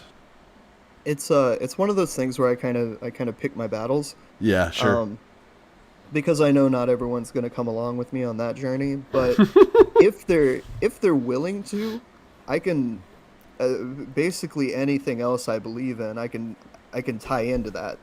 And I believe it's just that foundational that like if we really understand like how behavior works, then we can really change every aspect of our society to reflect that truth. And we'll hence, get better results from the way we organize. But yeah, it's a pretty deep notion, and I understand if people aren't like ready to just dive right into the core of like what's wrong with our social model. Oh, I got 2 new followers right off the bat. There you go. Appreciate that. We got a Pee Wee Piadex. I don't even know what that is. Gooch CDA. I don't know who these people are. Great board, but hey, thank you guys. Thank you all for those follows. Appreciate you. Thanks for coming. So I'm only starting there because George Romney brought up determinism one time. Which is so funny to me. And I just feel like I feel like the idea that our accomplishments are our own, and if we can only choose to do the right things and work really hard, then we'll have a better go at it, is the excuse that gets made for the most harm that we do in modern American society. Do you agree with that? Is that kind of where you're at? Yeah, I think it's an inherently abusive disposition. It's the I don't know if you're familiar with the term. I can't remember if we've talked about this before, but there's the notion in psychology of the just world hypothesis or the just world Yeah. fallacy, Uh huh. where like what you receive from the environment must be some sort of reflection of like what you've put into it. Like there's some sort of justice in like rich people being rich because they must have put forth the effort, poor people being poor because they must have not. And it's just not the way the world works. And we know that, we it's it's not a valid way of looking at the world, and yet it's kind of the default disposition in capitalism. Like we're supposed to believe that this is a meritocracy and that people get what they deserve, and it just doesn't seem so. Yeah. I guess it doesn't seem so. Can you expand on that for our listeners? Sure. So I mean, probably one of the most. I hope yowling. She's yowling in the Yeah, background, you're good but at come through a little bit. It's all right. oh, No big okay. deal. Sorry. She's old and whiny, so. But teachers, teachers probably from one of the most vital tasks in our society, which is, preparing the next generation of citizens to be productive, to engage in the political process. Like this is something we can't function without, and yet we very much treat teachers as if we could function without them. Like we're not making their lives easy with like a reasonable rate of pay. We very much treat teachers as if they're disposable, and there's a lot of people that leave the teaching profession because of that. So I mean, even though they're doing this thing that's like difficult and vital, and not a lot of people want to do it, we still don't give them the appropriate return on that effort. And there's other people that will be born into wealth, that will have incredible returns on this wealth that they're born into for their whole life, and they'll really never need to do anything, to live in an amazing standard of living. And I mean, how can that really be justified? Um, I don't think it can unless you're willing to, engage in this whole thing with private property and free will and all that jazz. And it just doesn't Yeah, pan out. let me hold you to a moment there. I actually really Sure. like what you just said, because essentially what you just said is, if you are taking the position that we have libertarian free will, you hate teachers. And I just wanted to plant a flag there. And I just want to point out that it's the official position of the Average People Talking Show that we love teachers and don't hate them. No, I'm joking a little bit, but I'm also a little bit serious, because the way our system, when you think that everything's a meritocracy based on what, input, output, right? What I put in, I'm going to get back out of it, but, more so. And you're working under that assumption. You could not be more right that the intrinsic value that a teacher has to our society is obvious proof positive that they're not getting paid what they're worth. I know teachers right now that are working second jobs driving lifts at night. Yeah. That's fucking stupid. And meanwhile, people will often, especially on the right, this is becoming less and less savory to do in public discourse, which I'm grateful for. But I mean, you will have those people who defend even the most extreme levels of wealth, like Bezos, under the notion that they built that. Right. Like, maybe for the first few minutes. After that, it was pretty much shoes on the desk. Right. It'd And be interesting to see Bezos like rebuild Amazon on a desert island with no connection to society. yeah, That'd be fascinating. oh, such a good. Well, that brings me to my next question, because I was getting into the private property and heavenly theft, and that's a big, thick, meaty thing, and like you said, it's not very useful. But one question that I have found useful, that's kind of born out of that argument, that speaks to what we're talking about. It's kind of the Bezos Desert Island question, but it's what kind of economy could 4 homeless people create for themselves in America? Like, if you really think people can work for themselves, what could those 4 homeless people do to create an economy, invent something, trade, provide for themselves? And the obvious answer is nothing. Right. They have no place to stand. They have no place to sleep. Someone's gonna tell you they can learn to code. Yeah. Oh Jesus. I apologize. I forgot about the free copy of Programming for Dummies that is found at the bottom of dumpster fires everywhere. Yeah. If you find yourself roasting a rat over a garbage fire, just look on the bottom of the can or dumpster. You will find Coding for Dummies, and your whole life gets fixed. Right. Yeah. And I mean, I've heard people tell those sorts of stories. Like, well, they could do this, they could do that, and it's like these are But could never they like really? realistic. Yeah. Yeah, Like, these are never realistic stories. Like maybe someone in some unique position had some kind of experience like that, but it's not. Once again, it's like it's not a realistic solution to the real problem, and we should want something that addresses these problems on like a systemic level and not just like moralizing at the individuals that are a product of the systemic failure. so reliably by now, somebody who disagrees with us will immediately level communism at us, and while we might be inclined to be like, yeah, true, um, and what's wrong with that? Like, that's been programmed enough, and so I think it's fair to say that if you're talking to somebody who disagrees with our position on this, you have to deal with that charge. And there's a number of bad ways to deal with that charge. Some people go with the embrace it and then try to defend communism. Good luck. Some people go with the try to say it's not communism or socialism. Also, I find that somewhat vacuous.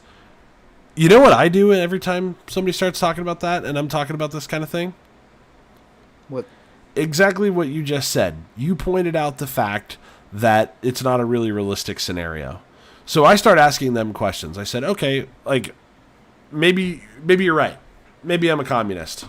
Okay? Obviously, keeping a facetious card in my back pocket.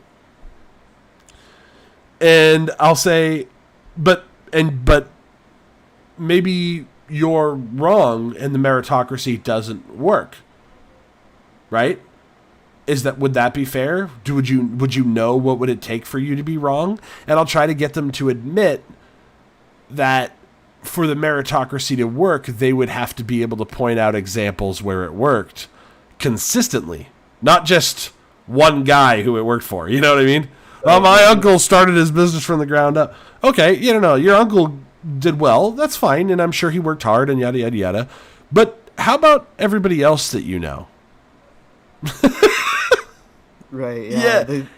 They love, like, the single anecdote. Yeah, you just hold their feet to the fire about, like, other than the one uncle that, started but you know what I drove by the other day that made me really laugh? Because it, like, I had one of these, like, epiphany type moments about how fucked our whole system is. A recreational vehicle storage lot. Okay. Imagine your business is, I let people park shit on this thing that I claim is my own land, and they just pay me. I mean, it's a sweet gig if you can get it. Dude, like, and then the best part is, I pointed that out to my Lyft passenger was in my car, and he goes, yeah, that's a good point. I pay a guy every year to park my boat, and I could just leave it in my driveway. The funny part is where I park it, I end up having a snow blow every time it's... Oh, jeez. And I'm like, you're literally paying somebody else and helping them make money for literal... Like we don't even think about these concepts. They pass us by, and every day, you're literally just paying him for space. Yeah. That you already have. And that guy's getting really wealthy, probably. Because it turns out the way to increase your wealth is own things. Because owning things means you get to own more things. That's capitalism in a nutshell, right?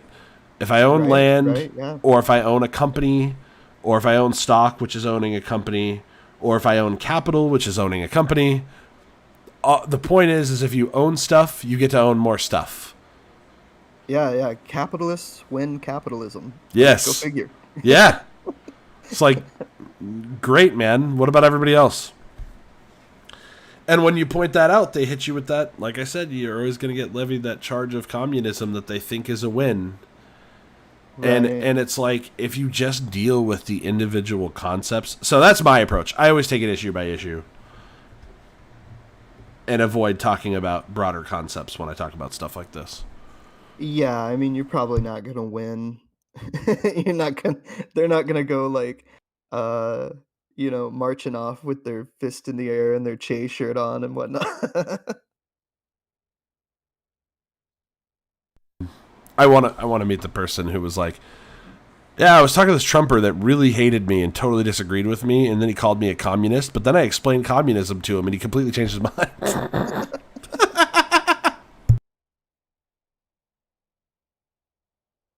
If you exist, we have an email inbox. It's averagepeopletalking@gmail.com. We want to hear your story. If you Very, very much so, yeah. Yeah. We're also sure that you don't exist. I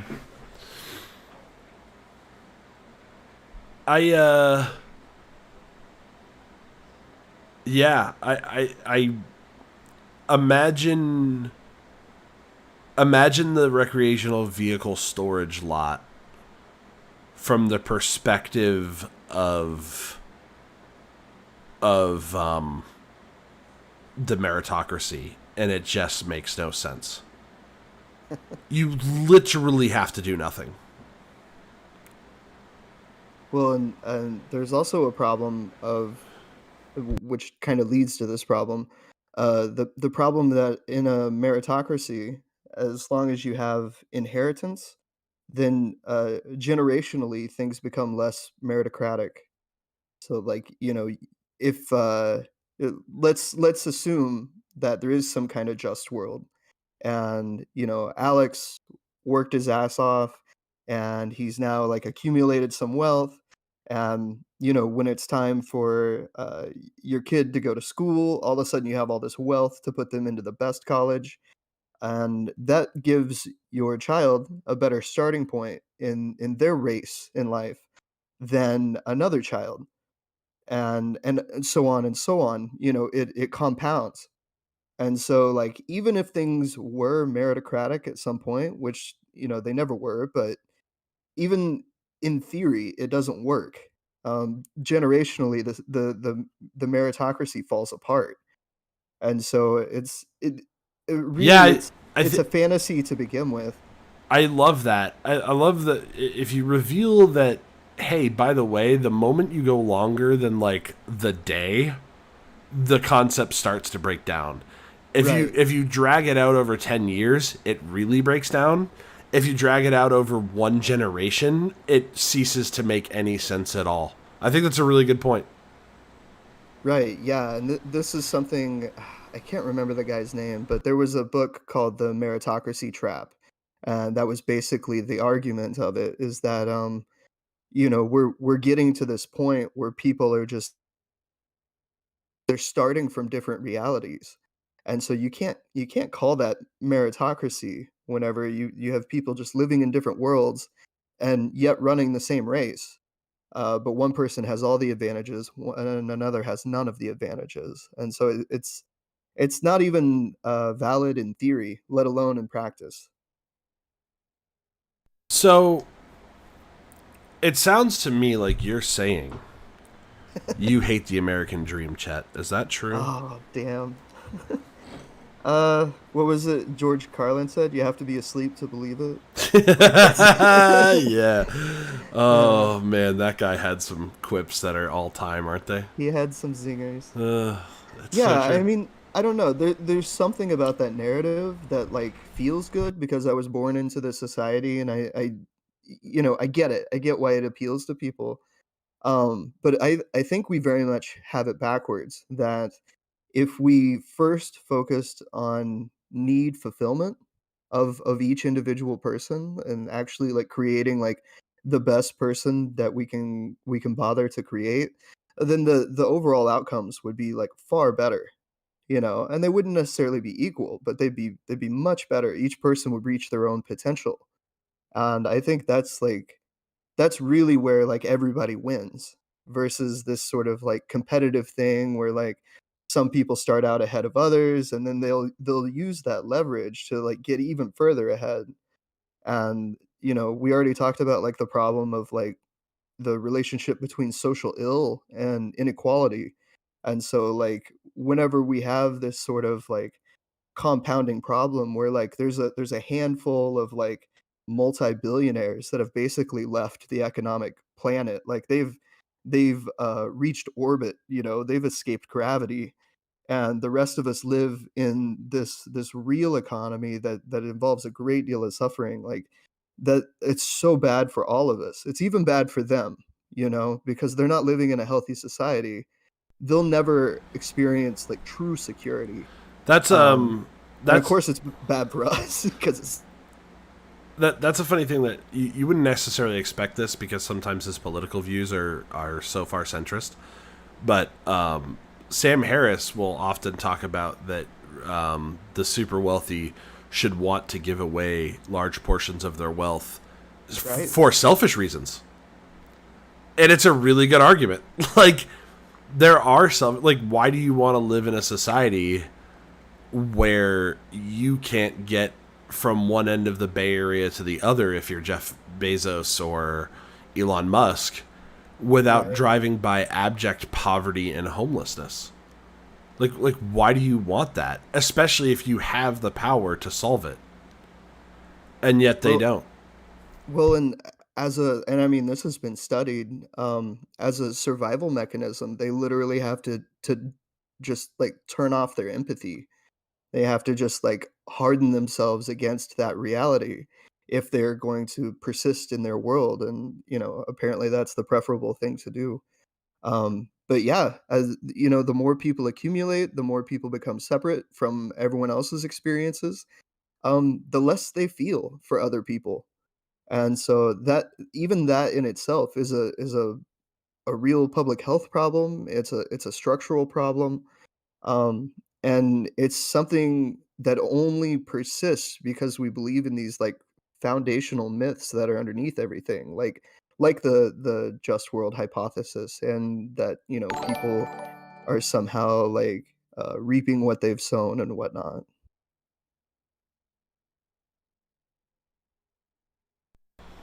Thanks, Pipe, for the follow. Appreciate you.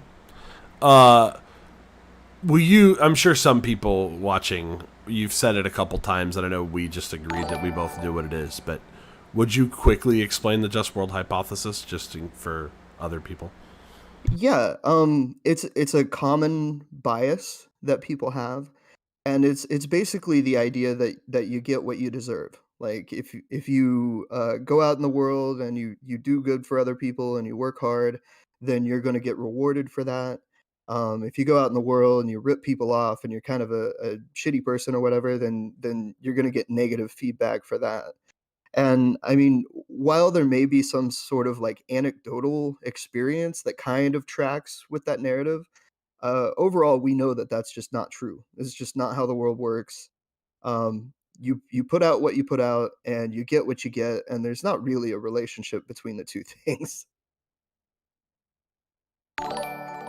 No, no, there is most certainly not. Um, so here's a question I have for you. You're gonna laugh at how much of a question this is from a philosopher. A lot of times I bring these things up with people. Actually, let me add one more piece before I get to your question. Because since man, you are blowing me up with the follows. I don't know who's sending these, but I love all of you. Thank you. I'm gonna have like more followers than I ever dreamed of tonight. This is gonna be great. Here's a recent argument that I've been making to people to argue that our entire system of our economy is slavery. And I try to do it in basically like 2 minutes. Because again, I'm an optimist and I keep trying to find that one argument that works really well all the time, right? Yeah, good luck. Yeah, I know. You let me have my optimism, damn it. You have no choice but to let me have it. It's true.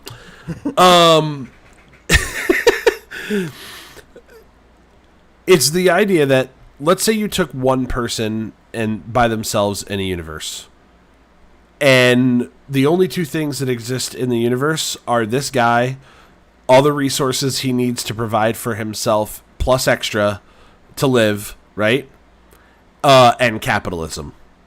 He has the idea that he can own shit. Okay. So he gets there, finds himself alone, and nobody else around. So what does he do? He capitalizes it all. He says it's all mine. Right?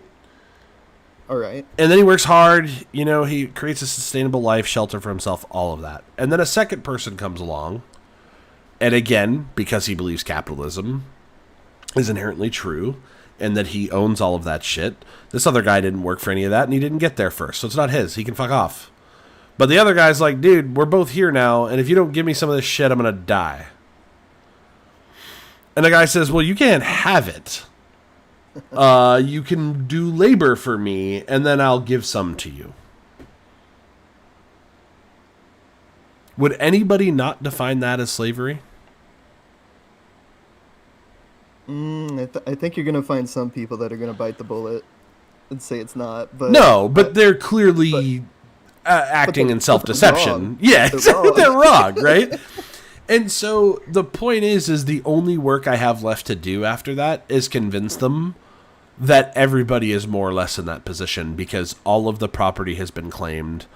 Everything that can be owned is owned. And there's no...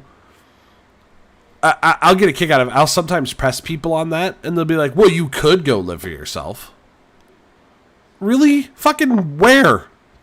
Yeah, not really. And then they're like, well, there's like the wilderness up in Canada. Like, okay, you go try it. You know? Be my guest, motherfucker. You know? It's just such a funny objection. It's because even when you bring them to that moment with the fastest argument that you can, they are like, ooh, I don't really like what that happens to mean if that turns out to be true. Like, it's a really uncomfortable proposition. Yeah, you can't really acknowledge it. But it is fun. And so here's my question, because leave it to me, the lover of philosophy over here, failure to achieve public policy. That's the way I get things done. My question to you is, I know you and I have more or less the same opinions about our entire system is based on an entire lie. We've based it on two foundational myths, one of them being the free will assumption, one of them being the private property assumption. But there's more foundational myths that Western culture is built upon than that, obviously. But I could argue that you could do the most good just dealing with those two. And it might be possible that all the rest of them will actually fall away if you could just get those two things right. And they might even be more or less two sides of the same coin, as we kind of talked about earlier, right? Right. It might just be the one thing. Which is why I told you last time we talked about this, I think this is the most important thing people have to get right. I know for myself, as a religious person growing up, free will to me was the perfect blanket that everything wrapped in. And I knew I had it because the boss said so.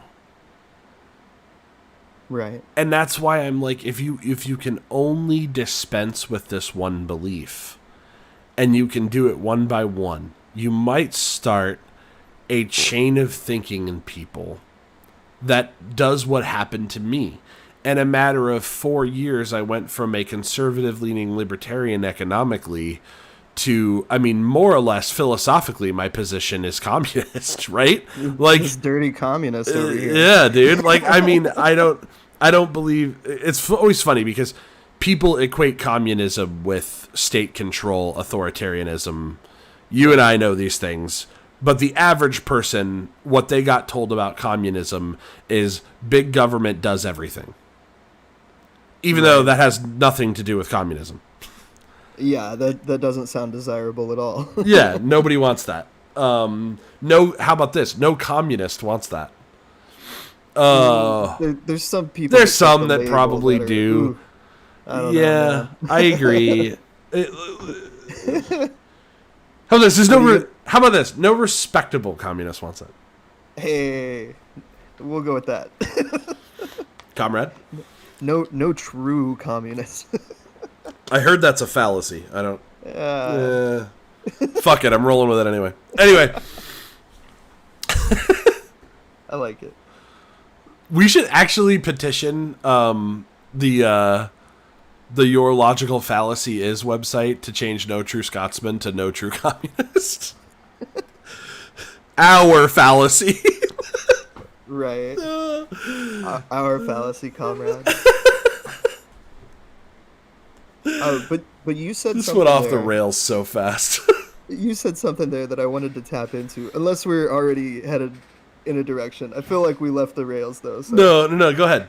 Okay, so this was something that I wanted to fit into the conversation at some point, and you were talking about the relationship between growing up in your religious faith and understanding free will.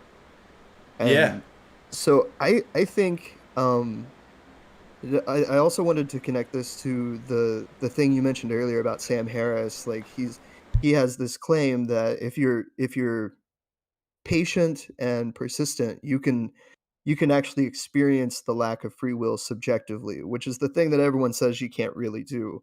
Like a lot of people are willing to say like, well, I always feel it, but I have, and by the way. yeah, I would say at least at times I've had that feeling as well. And I think there's a reason for that is because it's not something that's inherent biologically. It's something that's cultural.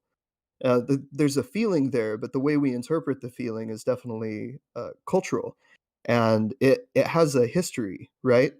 So I think it actually traces back to, and this is something I'm still trying to research, but I think it actually traces back to the development of monotheism, because with monotheism, you have the problem of evil. You don't have the problem of evil when you're dealing with polytheists because they can just say, "Well, the evil god is the cause of evil," you know. But when you have when you have one What an god, easy write-off, huh? right? Yeah, there is no problem of evil in polytheism. Yeah. But Interesting. whenever society changes into like a more monotheistic belief system, uh, all of a sudden you have like this one all powerful source of everything, and you also want that thing to be like good and benevolent and loving. And so the question, where does evil come from, pops up. And Hmm. that's where free will plays a role in our lives. Well, people can still choose evil. God gave them that ability to choose.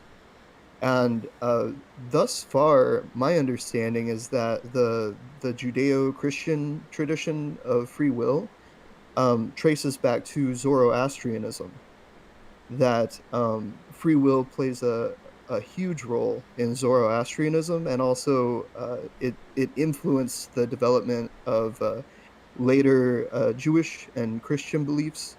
And so essentially, we have this like tradition in our theology that says free will is real.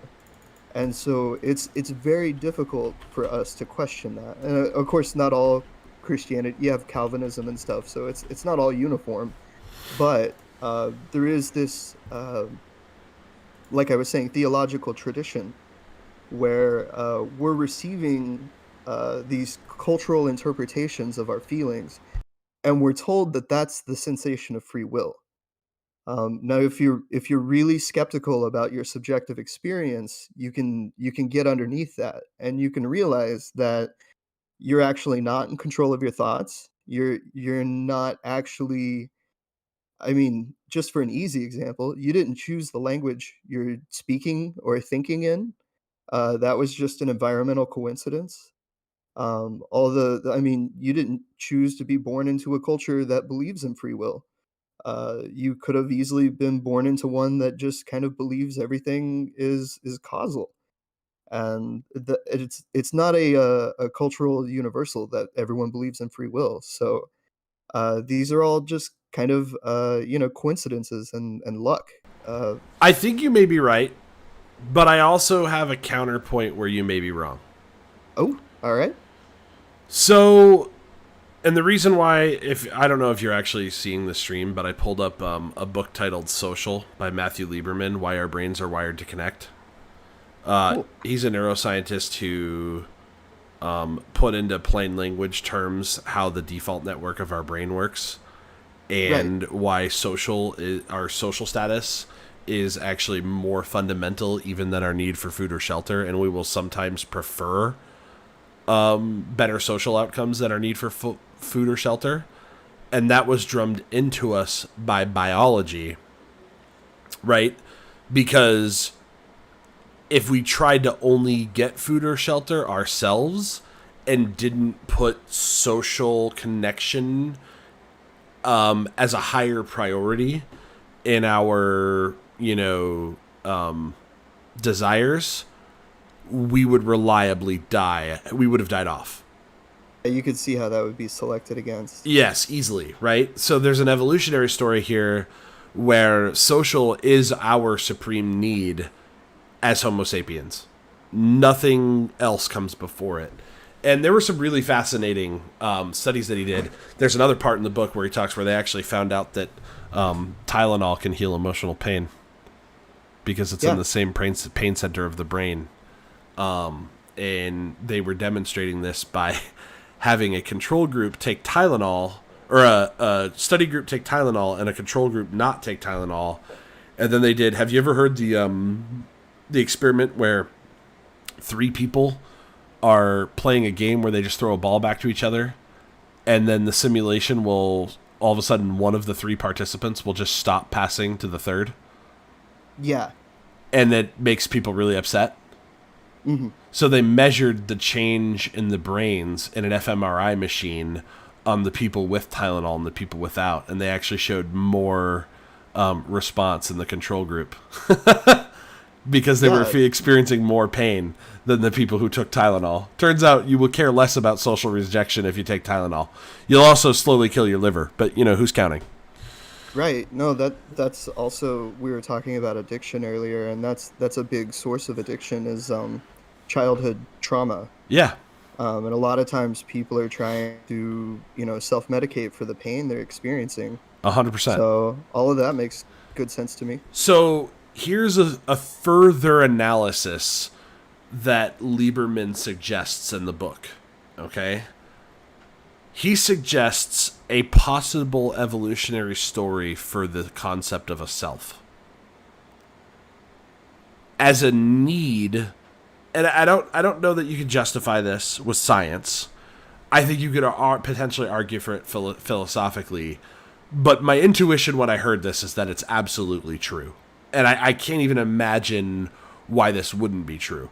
Why we have a sense of ourselves as an individual is kind of a unique concept in the animal kingdom, right?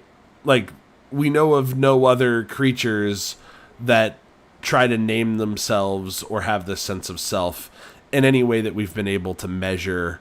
Maybe some other apes, but that would only add to the story of why it evolved anyway, because apes are socially a lot like us, right?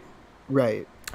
His hypothesis is that the sense of self evolved to help us with that social construct, so that for us to have a better place socially, rather than just needing empathy and altruism and that type of thing, by being able to create identities that we could then demonstrate to other people, that would raise our social status in and of itself. We needed a self to take the next step in our social evolution.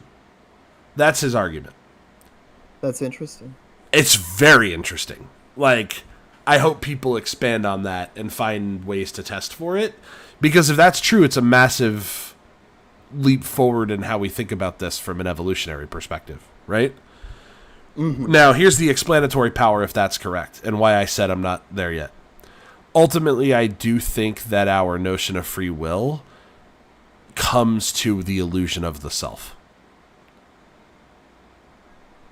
Yeah, I agree with that. I think it'd be hard to have free will without a sense of self. Yeah, if there's no I, if there's no me, if there's no man steering the boat on the sea of consciousness, right?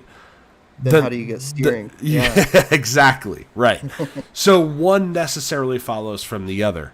Now, you might say, even still, culture could have added that to it. I don't think so. I kind of think they are inherently... I think they probably came on about the same time. So the feeling of choosing is, if you think about what your brain does when you're not really paying attention to anything, right? Mm-hmm. What's that feeling of choice like? Well, in the modern context, it's, I want to go to Facebook and I want to see what my friends are up to. And then I want to share them something about myself so they can know what I'm up to. Right. The choice is sort of so wired into sharing yourself with other people that,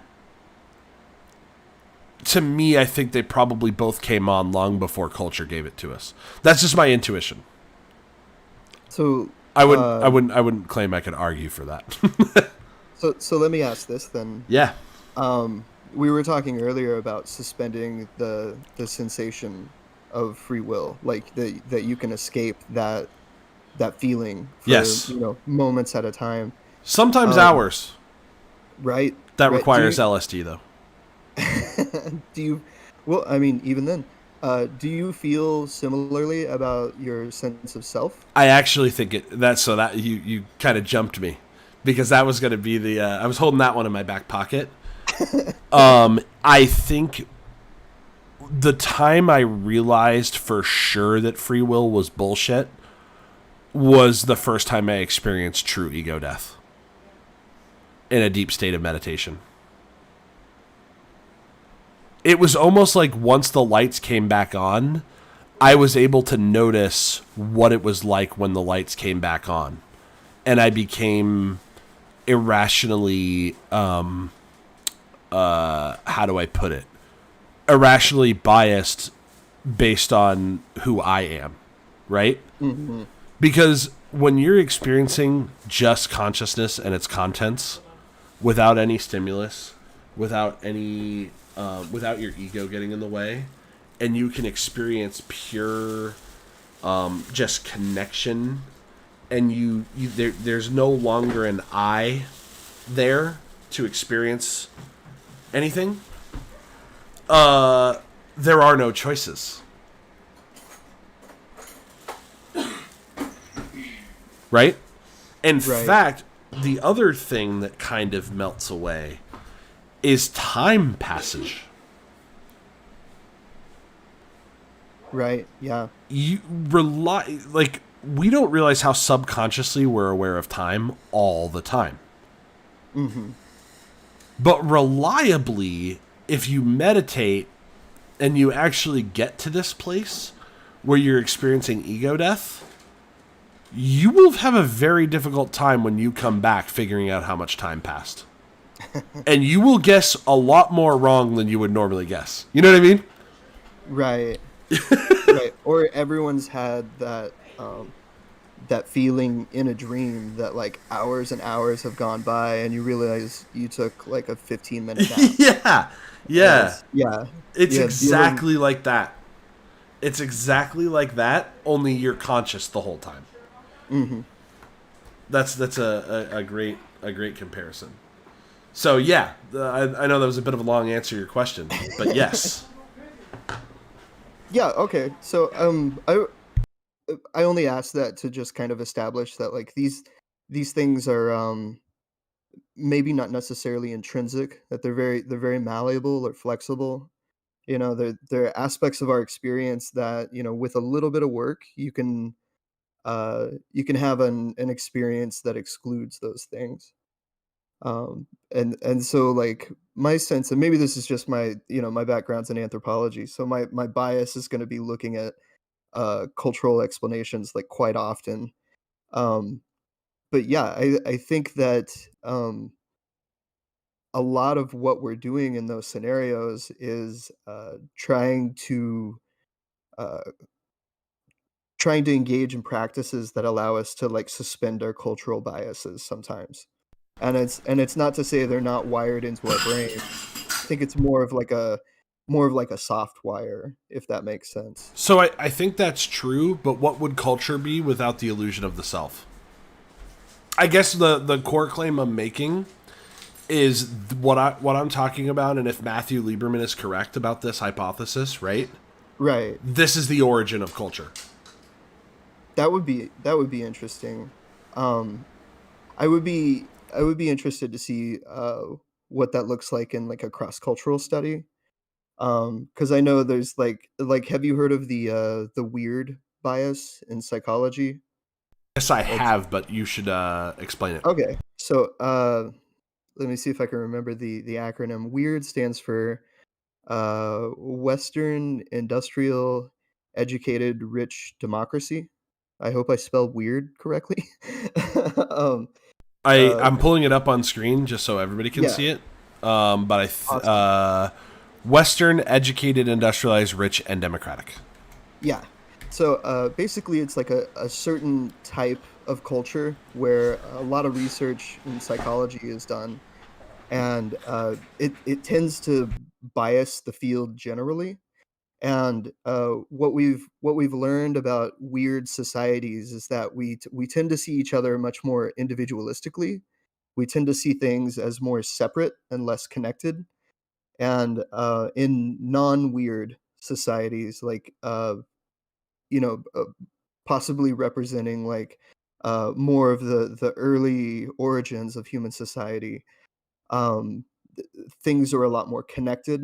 We are less separate from each other, and we're more likely to see the relationships between things. And so, like, I wonder if that plays into the idea at all, or if it doesn't, maybe he's already like controlled for that, or Well, just a thought. where I agree with you, here's what I would say. The question ultimately inside of your question is, why does it seem like there are some cultures that were already able to throw off the notion of free will? Right. I kind of think it's the other way about. I think they probably found it, because the truth is, right? It's not that hard. A couple of experiences, a couple of quick thought experiments, and determinism just becomes obvious. Like, and once it's one of those things that are like, it's like once you see it, it's very hard to unsee it, because it just Right. makes more, like you said, free will has no explanatory power, whereas I don't actually think determinism has intrinsic explanatory power over. I don't, because free will is an illusion. It's not like it has explanatory power over free will. It's simply that the only reason why we can explain anything is because it's determined, right? Right. That would be difficult if the Yeah, world was like yeah. non-causal to Well, explain anything. that's the other funny thing is when people throw up randomness as an objection. Right. Yeah, like, okay, sure, if you want to like go full string theory on me and add in randomness or whatever, but at the same point, all you've done is admit that we know nothing at that point. Like, if you're gonna Right. go randomness, then we can't know anything ever. So, Right. see you later. This Boring. this is actually one reason why I find the position of hard incompatibilism to be attractive, is because it doesn't necessarily argue that we know the world is determined, but it says determinism or randomness, like, or whatever mix of the two, you still can't arrive at free will, like, in Exactly. either of those variables. And I think technically that would be Harris's position as well. Yes, it But is. I think also he just makes himself more like accessible, and Yeah. sometimes when you go into those technicalities you lose people. So Yeah, they're not very fun. It's also just the fact that it, like, I'm open certainly to the possibility that randomness is true and that string theory proves it, but it's also true that it's random in a sense that we could never perceive. In which Ri- case, if our entire perception is already deterministic, right. who gives a shit? I've heard people say things like determinism where it matters to try to qualify like Yeah, what they mean. determinism where it matters. Yeah, because I mean, if Sounds you like know, and sounds like my approach to getting laid tonight. where it matters. Yeah. Um, yeah, like apparently, and I don't know what research has been done on this, but I read that apparently there can be quantum effects that can affect like how you smell, and some small things like that where they might interact with the actual like living world.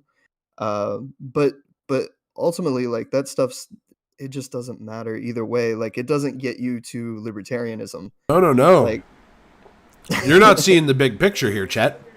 If if all the if quantum mechanics can affect how we smell, then I think it necessarily proves that the Wuhan lab created coronavirus as Oh my a God. quantum virus to affect our smell.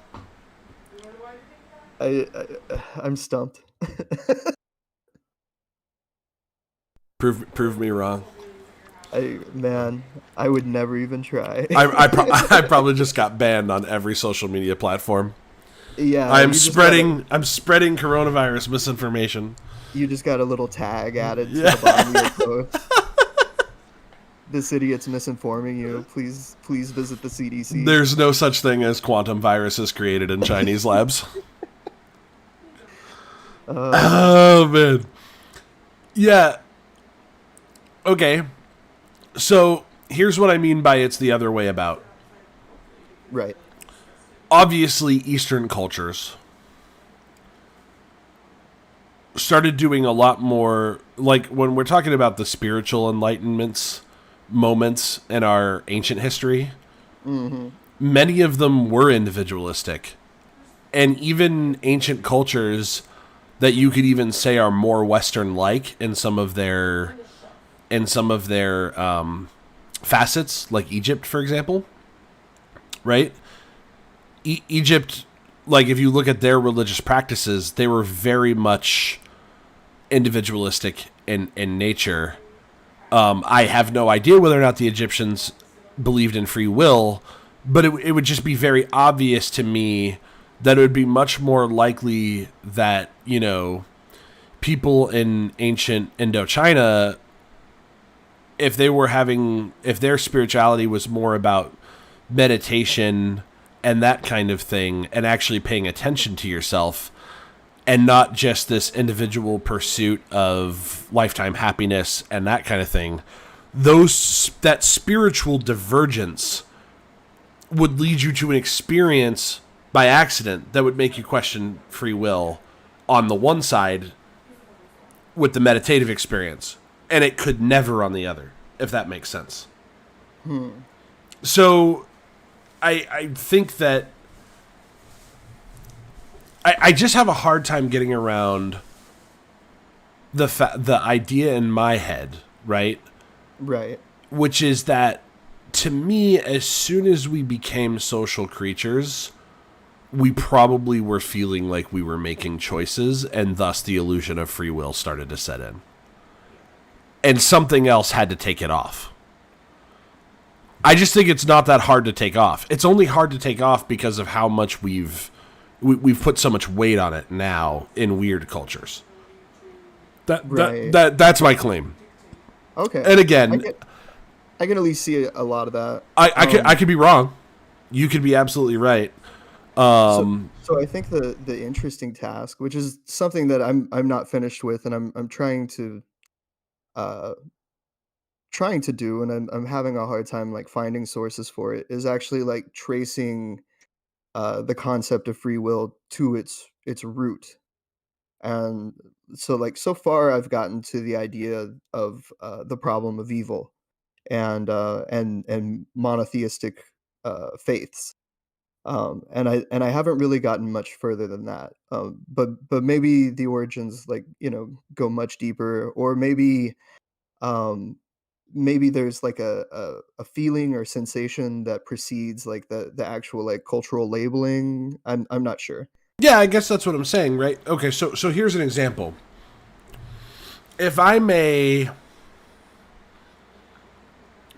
Australopithecus trying to get myself really established in my first tribe, 2.5 million years ago, and I have started to develop the sense of self. I don't know when the sense of self came on evolutionary, right? And I don't know that we could say that. That would be really fucking hard to do. It'd be helpful to know. But let's assume it goes all the way back 2.5 million years to Australopithecus, right? I'm sure I'm saying that. Yeah, I don't find that to be unreasonable. It's not, because they were pretty social, right? Yeah.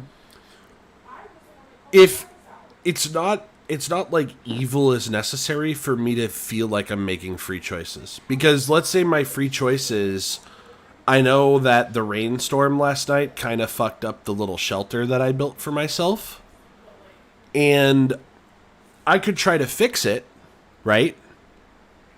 Or I could make the choice to go check out Steve if I'm Lucy.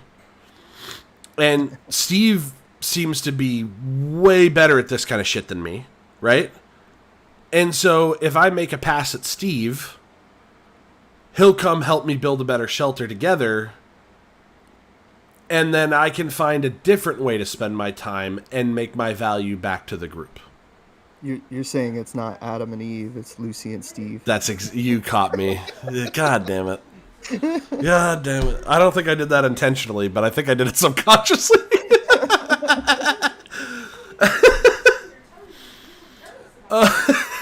No, I see what you're saying. So I I just feel like from the moment that you did that, part of what necessitates the sense of self and the free choice thing, right? If Lieberman's correct, again, I'm operating on that premises. And I gotta check this out. We'll send me some stuff. Yeah, Like after we're done here. for sure.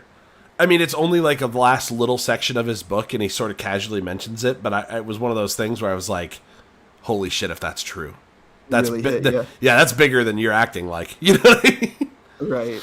So the little bit at the end would be we would have also evolved the ability to question our own actions. Like that's inherent to our sense of self. Right. Because Like an ability to reflect. yes, because if I do differently, what would Steve have thought? If I hadn't asked for help, or maybe if I hadn't tried to make a pass at him, maybe if I had came and given him a gift, maybe if I had done this, then he would have helped me. Yeah, kind of a theory of mind thing. And that exactly, and then it gives us the illusion of choice right there, baked in. So the the only thing I would say, and I obviously just need more information because like we're talking about things that I haven't read or I'm not, so but the only thing I would say is I would caution against thinking that like the only solution to that problem is one that we use today. Like that the sort of like we could be projecting our own cultural values onto like the past. Um, and a lot of times, what you find in anthropology is that you'll have like certain expectations based on your own cultural experiences, and you'll find that like uh, the actual reality of some of these other cultures is just something that's like wildly non-intuitive to your biases. And so it's not to say that like you're right or wrong or anything, but it's possible that there's a solution to that scenario that's not based on what we think of as like free will or free choice, or there's possibly another way of understanding it. I guess my question would be, and I agree with that. I just don't know what. It's not as if people in the other cultures that you're referring to that aren't affected by the weird bias. Yeah, they don't have a concept of free will today, but it's not as if they don't experience that process of making choices. Yeah, I think so. I think That that there's seems like it should be correct. right. So the thing for me to be correct is you would have to demonstrate where that experience of making choices became an experience that we were self-aware of, which I don't think Right. you could ever do, but it is intuitive. If you want a weird anecdote, I'm currently reading Buckminster Fuller's Critical Path, and I think it's in the first. I'm still stuck at the beginning of the book. I've tried to read it a couple times, and it's kind of weird and Fair thick. enough. But he mentioned about sailboats and just the different styles of sailing and like where the origins of sailing must have come from, and uh speculations, so you have to take it all with a grain of salt. But one of the things he comes up with is that I forget the name of the boat, but it's a technological development in sailing that allows you to sail against the wind instead of always sailing with the wind. He speculates that that is actually like an origin, the difference between the Eastern notion of kind of going with the flow and the Western notion of kind of acting upon the environment to affect it, which are, speaking super generally, are kind of two different philosophical trends that separate like the East from the West. That So I don't, totally like anecdotal thing, but it's I don't know. The answer to like what we're talking about, maybe something as weird as like some sort of development in sailboats. I was gonna say I can't help but thinking though. Long before we developed sailboats, the question was whether or not to try and get across the water at all, and that was a choice that people were contemplating.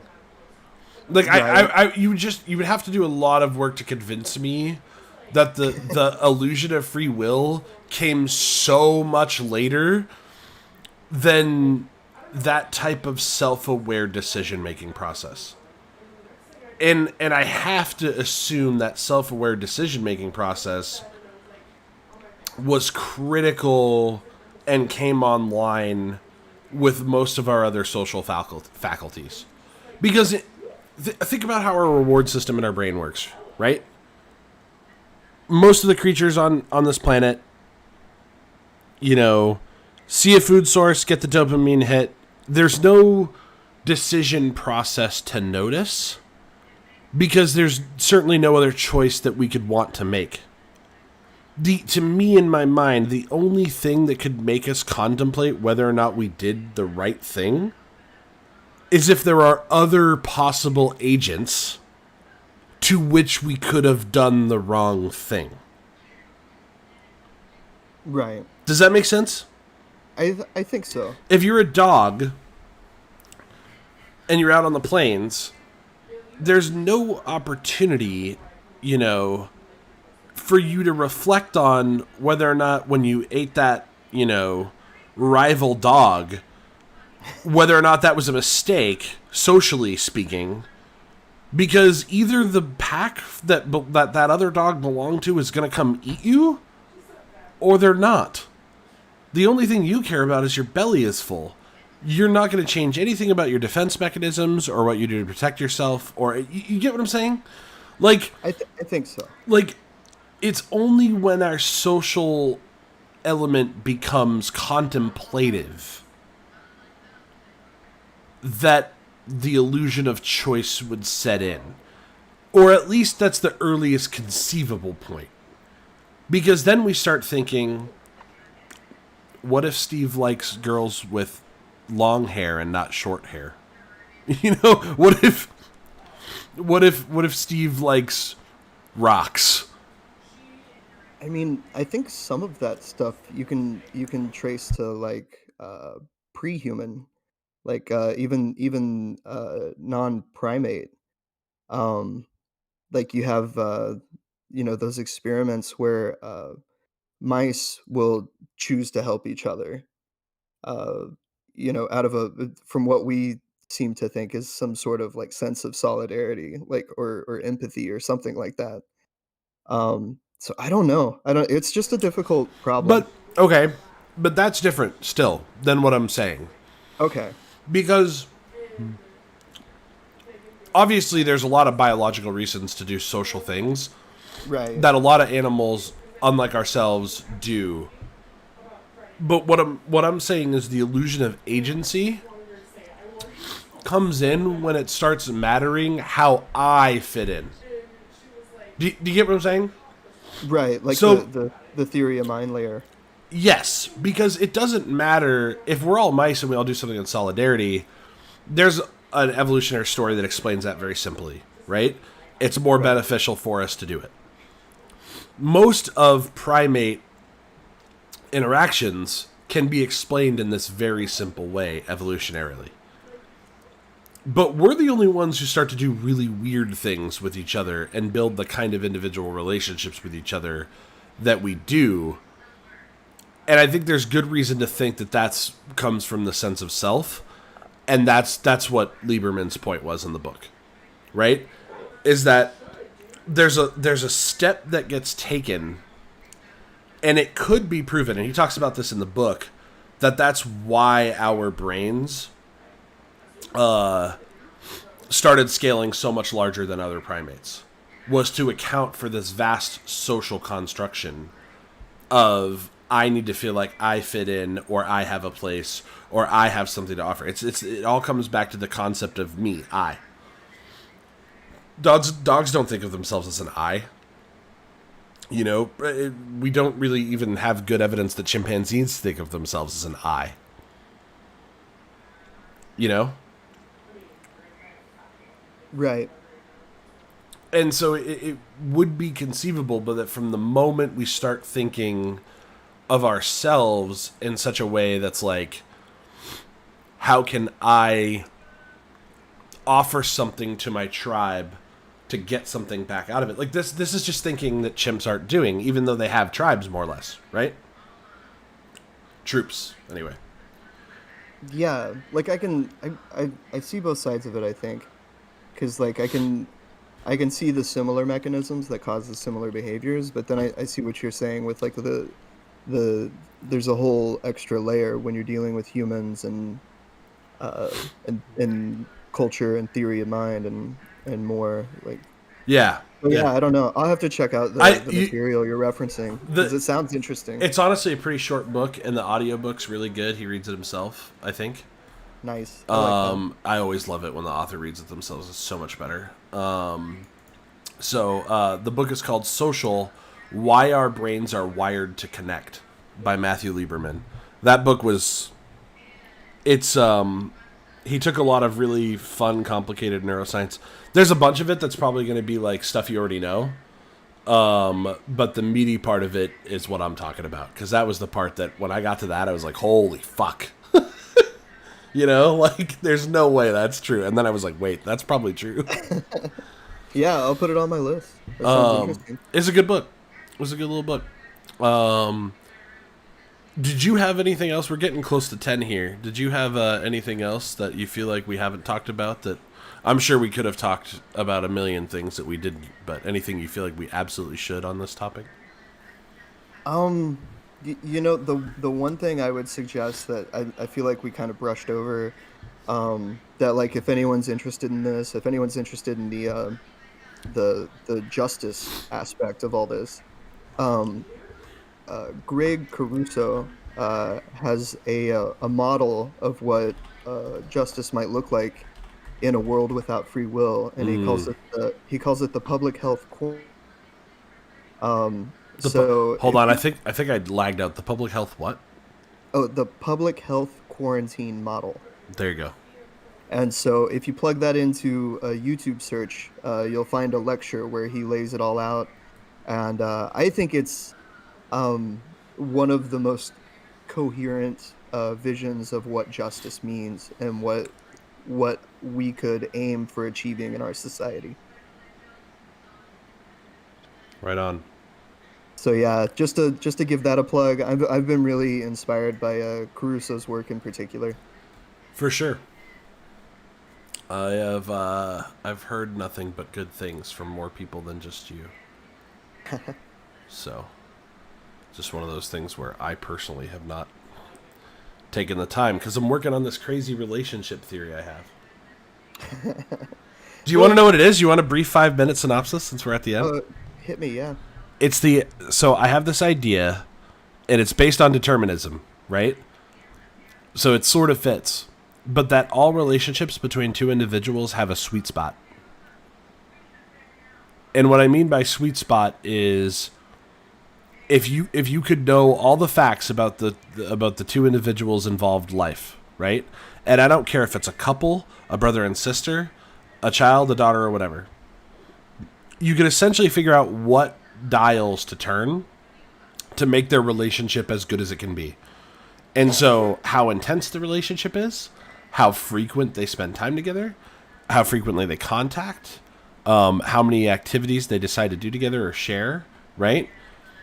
If you could know everything about them, in theory, you would know where the sweet spot is between those two individuals.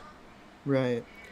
And so my theory is that the reason why we're fucking up dating so bad is most of the time the sweet spot that we would have between two people is far lower than what we end up landing on. I mean, that Checks out, right? that seems to make sense. Yeah. Like, Yeah. It's a simple concept, but I think it explains a lot, because the illusion is I have to get on a relationship escalator and ride this thing to the top. And if you believe that and I believe that, well, then we'll miss every fucking warning sign along the way, as long as we can just jam it through and it seems to work.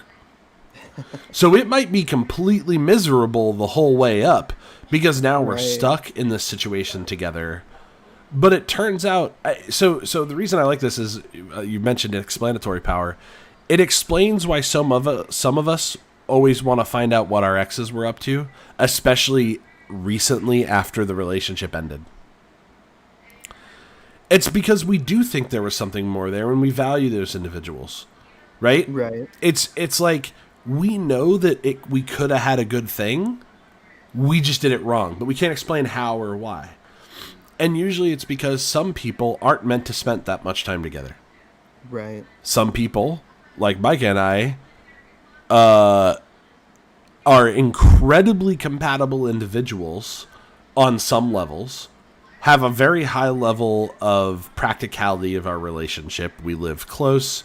We don't have any conflicting schedules or interests, so the potential is there for a very intense and very frequent relationship, right?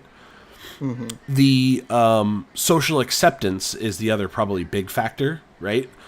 All of our friendship groups approve of us and generally commingle. We don't have too many conflicts there. So if I want to hang out with my friends, they're not going to be like, well, not if your fucking wife's coming, right? So all of that allows us to have an incredibly frequent and an incredibly intense relationship. But let's say just one of those factors was slightly tuned down, and then we tried to square peg that round hole. Right. Now you see the problem, right? Right. Imagine the power of looking at relationships that way. Whether it's friends, girlfriends, wives, kids. I think about what kind of relationship potential I can have with my children. Yeah. I think there's the escalator. Like, I think we think of, or at least culturally, we're kind of trained to think of relationships in a very like hierarchical manner. Oh yeah. You're like trying to reach like some kind of final state, and you're not like valuing the relationship in the moment just for what it is, but instead you're trying to move it to somewhere else at all times. Mm-hmm. Until apparently you reach some final state, and then divorce rates will tell you that that's not always working out. Divorce rates, infidelity rate. I mean, there's a lot of stuff that we don't understand about why these things are so high. And one of the things that's fascinating is there's a massive industry to make couples better. Mm-hmm. Talk about getting an F. Like, true. Big capital F. And that's why I was talking with my wife, and I was like, honestly, this is going to sound egotistical in some sense. But I think the ideas I'm scratching the surface of right now, as I fully flesh it out, is actually pretty novel. And could lead to some pretty big insights. I'll put my full cards on the table. I'm actually making the argument that if that's true, polyamory isn't just a choice or an optional type of relationship. It's just true. I think people have the capacity for a lot more love for other people that aren't their significant other, that due to jealousy and dumb type of emotions that we let get in the way, we prevent our relationships from reaching their potential, and it's part of why we all feel so alone. Right. Men in Right, the yeah. West, obviously, due to centuries of homophobia, are completely unable to be affectionate towards each other, even if they have really deep love and admiration for each other. Right. And that's literally just because of cultural homophobia drummed into ourselves for centuries, right? Right. And if you look in some cultures across the ocean, there's a lot more physical affection between men. But if you look at the modern American, two girls that are friends relationship, much more touchy-feely and cuddly, and yet most Right. men don't get jealous by it. Right. Why is that? Why don't we see that as a threat? But if I did that with a woman, it is seen as a threat. You see what I'm saying? Very much patriarchal thinking. Yeah, exactly what it is. And I guess what I'm saying is, you want to cuddle? No. If I was there, I'd give you a hug. Oh man, that's too good. What a way to close that argument. Oh jeez. No, so I've been collecting those thoughts. I made a really. I want to cuddle you too, Kelsey. Don't worry. I'll see you tomorrow. It's one of those things where I'm like, most people who are currently talking about polyamory they're so afraid of making a argument for it. Mm-hmm. And I understand, because in the modern day culture, relationships are one of those things that, again, if you're a free will believer, it's all about personal choice. It's all about, I get to do whatever I want, and nobody else can tell me what my sexuality is or how I think or how I feel or anything like that. And it's like, that doesn't mean other people can't help you reveal insights about yourself that might change how you view it. Right. And that's what I'm seeking to do with this. And actually, I made that argument in that 2-hour episode a couple weeks ago, and you're going to laugh at me for this, but I literally spent 6 hours putting together a PowerPoint because I wanted to make sure I said shit in order. It's the worst PowerPoint you've ever seen, but like, that's how, and I'm like, if I could, so my thought was, if I can spend 6 hours putting a PowerPoint to string this idea together, I could probably write a book. Yeah. Yeah. Absolutely. And so Do that's kind of where I'm at, because I feel so strongly about this conviction and so strongly about this concept that it's just like, I'm honestly a little bit entranced by it, because, and this could be confirmation bias, but I had probably 3 different situations happen very shortly thereafter where my advice based on this model vastly helped people answer some tough questions they were facing in their relationships. Right. And I was like, and then I just had this moment where I'm like, what's more likely, that relationships are being broken down and bad because all of the relationship advice in the world that they've gotten from every counselor and every book and all of that stuff is bad or wrong or incorrect, or that the whole thing is going in a worse direction because we started with the wrong assumptions from the get-go. I am incredibly skeptical of romantic monogamous love and hierarchical love. Right. That didn't really appear in our culture until 300 years ago, and I think it was wrong from the jump. Well, and you were tying free will into that idea, but also, like, earlier we mentioned how fundamental private property is to the way we view the world. Well, that's marriage for like forever, right? Yeah, obviously we're still trying to own people. Like, Yes. we're just trying to own them, like, legally through this contract. Yeah. It's very disturbing to my mind, but it's also a cultural norm. So Yeah, so and that's the yeah. thing too, is exactly like you said. A lot of people follow from that and say, "Well, I want to be monogamous. I want to be faithful." Then I'm like, "Listen, those two things are not the same thing. That's Right. my whole point. Like those, you can cuddle a woman and be faithful. That's a hard part that people like. That's a thing that like this. That no, I can't. No. Or you brought up, the effect of viewing pornography in your Yes, marriage, it's a common your one. previous marriage. Common Yeah, one.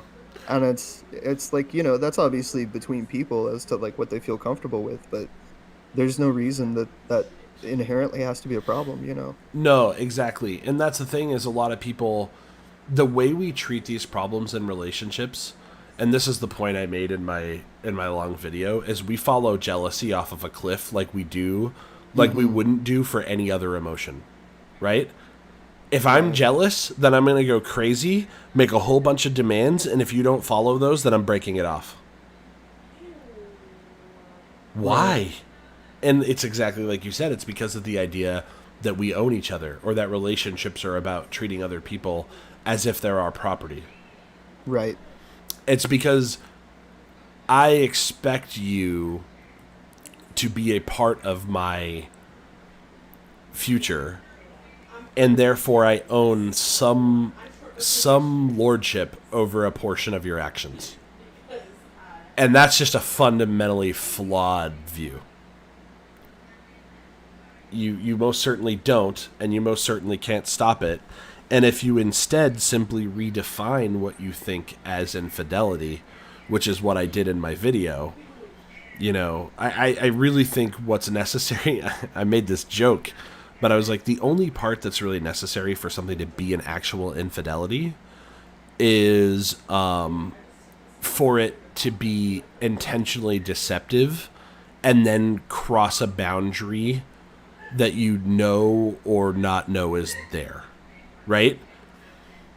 Because if you don't have the deception but you still cross a boundary, it's not really cheating at that point, right? If I go to my wife and I'm like, I want to fuck Jessica, and she's like, yeah, no, and I'm like, all right, I appreciate that you say no, I'm still gonna do it. What do you think? For most couples, they're like, well, then we're done. You know what I mean? Right. Yeah, that would just be. It's either you can live with it or you can't. So yeah, I guess if your relationship dissolves, then you're not cheating. Yeah, exactly. You get my point. That was the argument that I made. It's funny to put it in those terms, right? And take the extreme example. But there's all kinds of things that people do in relationships that, where they cross a boundary, but they tell the other person that they're going to cross it, and we know that it's not relationship ending. I know you don't like my friend Phil, but Phil and I are going to go to the bar and have a few drinks together, and I know you think he's trouble, but I like Phil, he's my friend, and I'm going to do it anyway. For most people, that's not relationship ending. But isn't it kind of a form of cheating if you know she hates Phil and you go to the bar with Phil? You know what I mean? Yeah, I think it's mostly about. It's like, very mild. So to me, the deception is everything. Yeah, it's to me it's just like the violation of an understanding, which would be deceptive. So Yep. Yeah, and that was kind of the point I made. Is everything comes back to lying. So, anywho, I appreciate your encouragement. I'm really excited about the idea. I'm curious to see it develop. The sweet spot theory of relationships. I'm also open to better name suggestions. But so far, that one I like. All right, Chet, if there's nothing else, I have a tradition on my show that I end with. Have you watched the ending of any of my shows before? I won't be mad at you if you say no. I've only seen clips. Okay. I've only seen the YouTube clips. So. All right, cool. Well, at the end of every show, we go to the Onion and we have fun for 5 minutes. Okay. And let's check it out.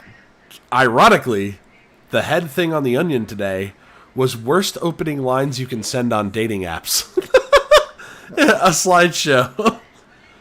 Nice. Bit on the nose. Oh, God. Well, look what the algorithm dragged in. No one wants to admit right off the bat that your meeting was not the result of fate, but rather a product commodified by a capital investment firm. I mean, that couldn't be more appropriate. Oh, it's so funny. How are you doing today? Seriously? You sound like a serial killer.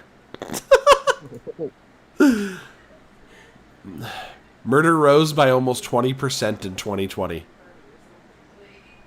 There are better ways to demonstrate that you keep up with current events. Yeah, I'd have to agree. Don't just open with that fact. Now, on the contrary, Onion, okay, this will work. If you do start out your first message on Tinder with, "Did you know vending machines are deadlier than sharks?" You're probably getting laid in the next 24 hours. That's what I can confirm. You've put this to the scientific test. No, not at all. But that's such a great fact.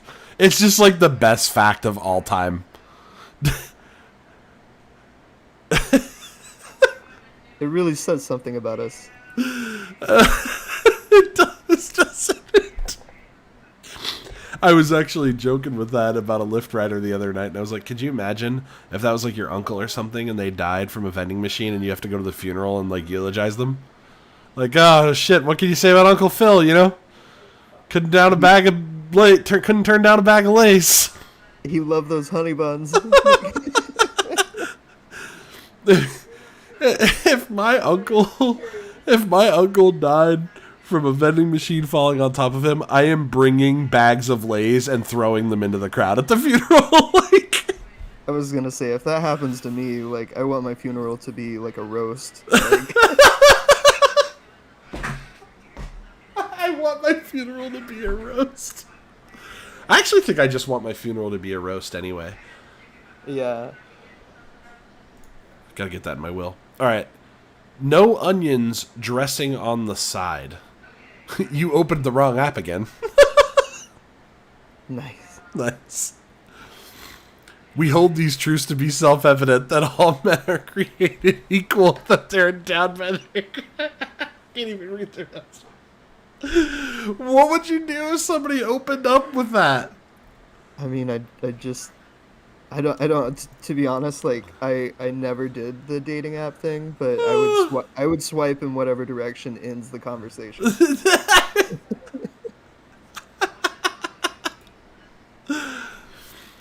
I've worked with both ferrous and non-ferrous metals. I don't understand. I don't know enough to get that joke. I don't either. Call me Ishmael? While this should be a perfect opening line, especially if your name is Ishmael, it was unfortunately already taken by that bastard Herman Melville 170 years ago. Yeah, it was Okay. Moby Dick. Yeah. Oh, that's funny. Please provide me with a very detailed explanation of your thoughts on abortion. Get right to Honestly, I am literally getting on Tinder just to try that. Honest, good one. You just weed people right off the bat. God, that's funny. If they're not ready for that one, it's too bad. Since you never did the whole dating app thing, I will tell you that it is currently a facet of Tinderverse where people regularly have in their bio their vaccination stance. Yeah. And honestly, don't hate that. It makes it very easy to figure out who to, people will also... That would be a deciding factor for me as well. People also put, like, whether or not they're a Trump supporter.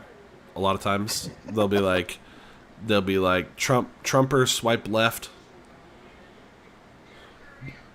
I'm like, he hasn't been president for like 8 months, right? Man, that's so weird. That's how divided it. Oh yeah, BLM. That's another one. Like BLM is like that symbol you put on your dating app to ward off every Republican. Yeah, fair. Can I come over and kill you? That's not gonna work. Yeah. Oh my God. Don't cut to the chase so quickly. Romantic partners want to be actually surprised when they meet up with a stranger online. Oof. That's fucking funny. Hey. Oh God, just give up on love forever. That's kind of true. If you just open with hey. Name your 3 favorite ways to send me money. All right. I'm normally not racist, and I'm so sorry if I offended you. Oh shit. Maybe you want to get a head start on apologizing for something bigoted you're planning to say, but you're just going to scare that person off. It's facts. You have such kind, mother-like eyes. I'm creeped out just reading that out loud. Yeah, that's like something Oedipus going on there. Yeah, dude. Oedipus. We didn't talk about Oedipus tonight. That's all right. Yeah. Do we need to? No. I think we got the point across without him. So did his dad. Anyway, Oh. my head is available for you to practice cutting hair on. What? All right. You should really only make this offer if you can fulfill it on demand. Facts. A gif of Gordon Hayward fracturing his leg. Sending out a loop of the former Celtic guard gruesomely breaking his leg isn't going to come off as whimsical as you thought. Ooh. I didn't know who that was. But dude, he went up for a dunk, and when he came down, you can't see it on screen right now, but it's playing on repeat. His foot was not going the correct direction. It was one of the nastiest things I've ever watched on television. Okay. Nudes. Did you mean to send them a picture of your genitals, or are you asking them for nudes? Please be more clear. I guess that's true. Hello, you seem very attractive, and I'd love to meet up to see if we have any chemistry. Whoa, slow down there, psycho. Try easing into the conversation with a couple of rote pleasantries. I actually feel like that was perfect. That's fine. I mean, unless they go no, right now, then you should be worried. You know? Where are you at? Goodbye. This will almost certainly end the conversation.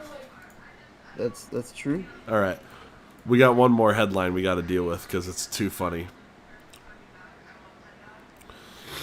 Where does it go?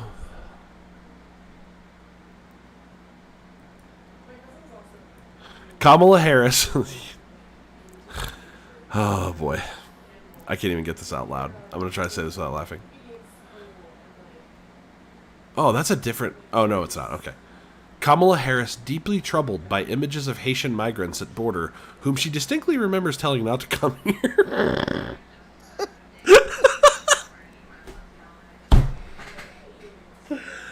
Yeah, about that. That's sad. That's yeah, did you see the footage of the dudes The on horses? horses? Yeah. Oh my god. That was really wild. It looked like a different year. Yeah, that it's literally one of those "what year is it" moments. I didn't know that's how those things got done. It was pretty shocking to see. I don't know what I expected, but it wasn't that. Here's the rest of the Onion article. What is happening at the border is shocking, to say the least. As it's only been a few months since I told all these people to their faces that they were not welcome in the United States, said Harris, who lamented a broken system in which refugees and other migrants just straight up ignored the things she said.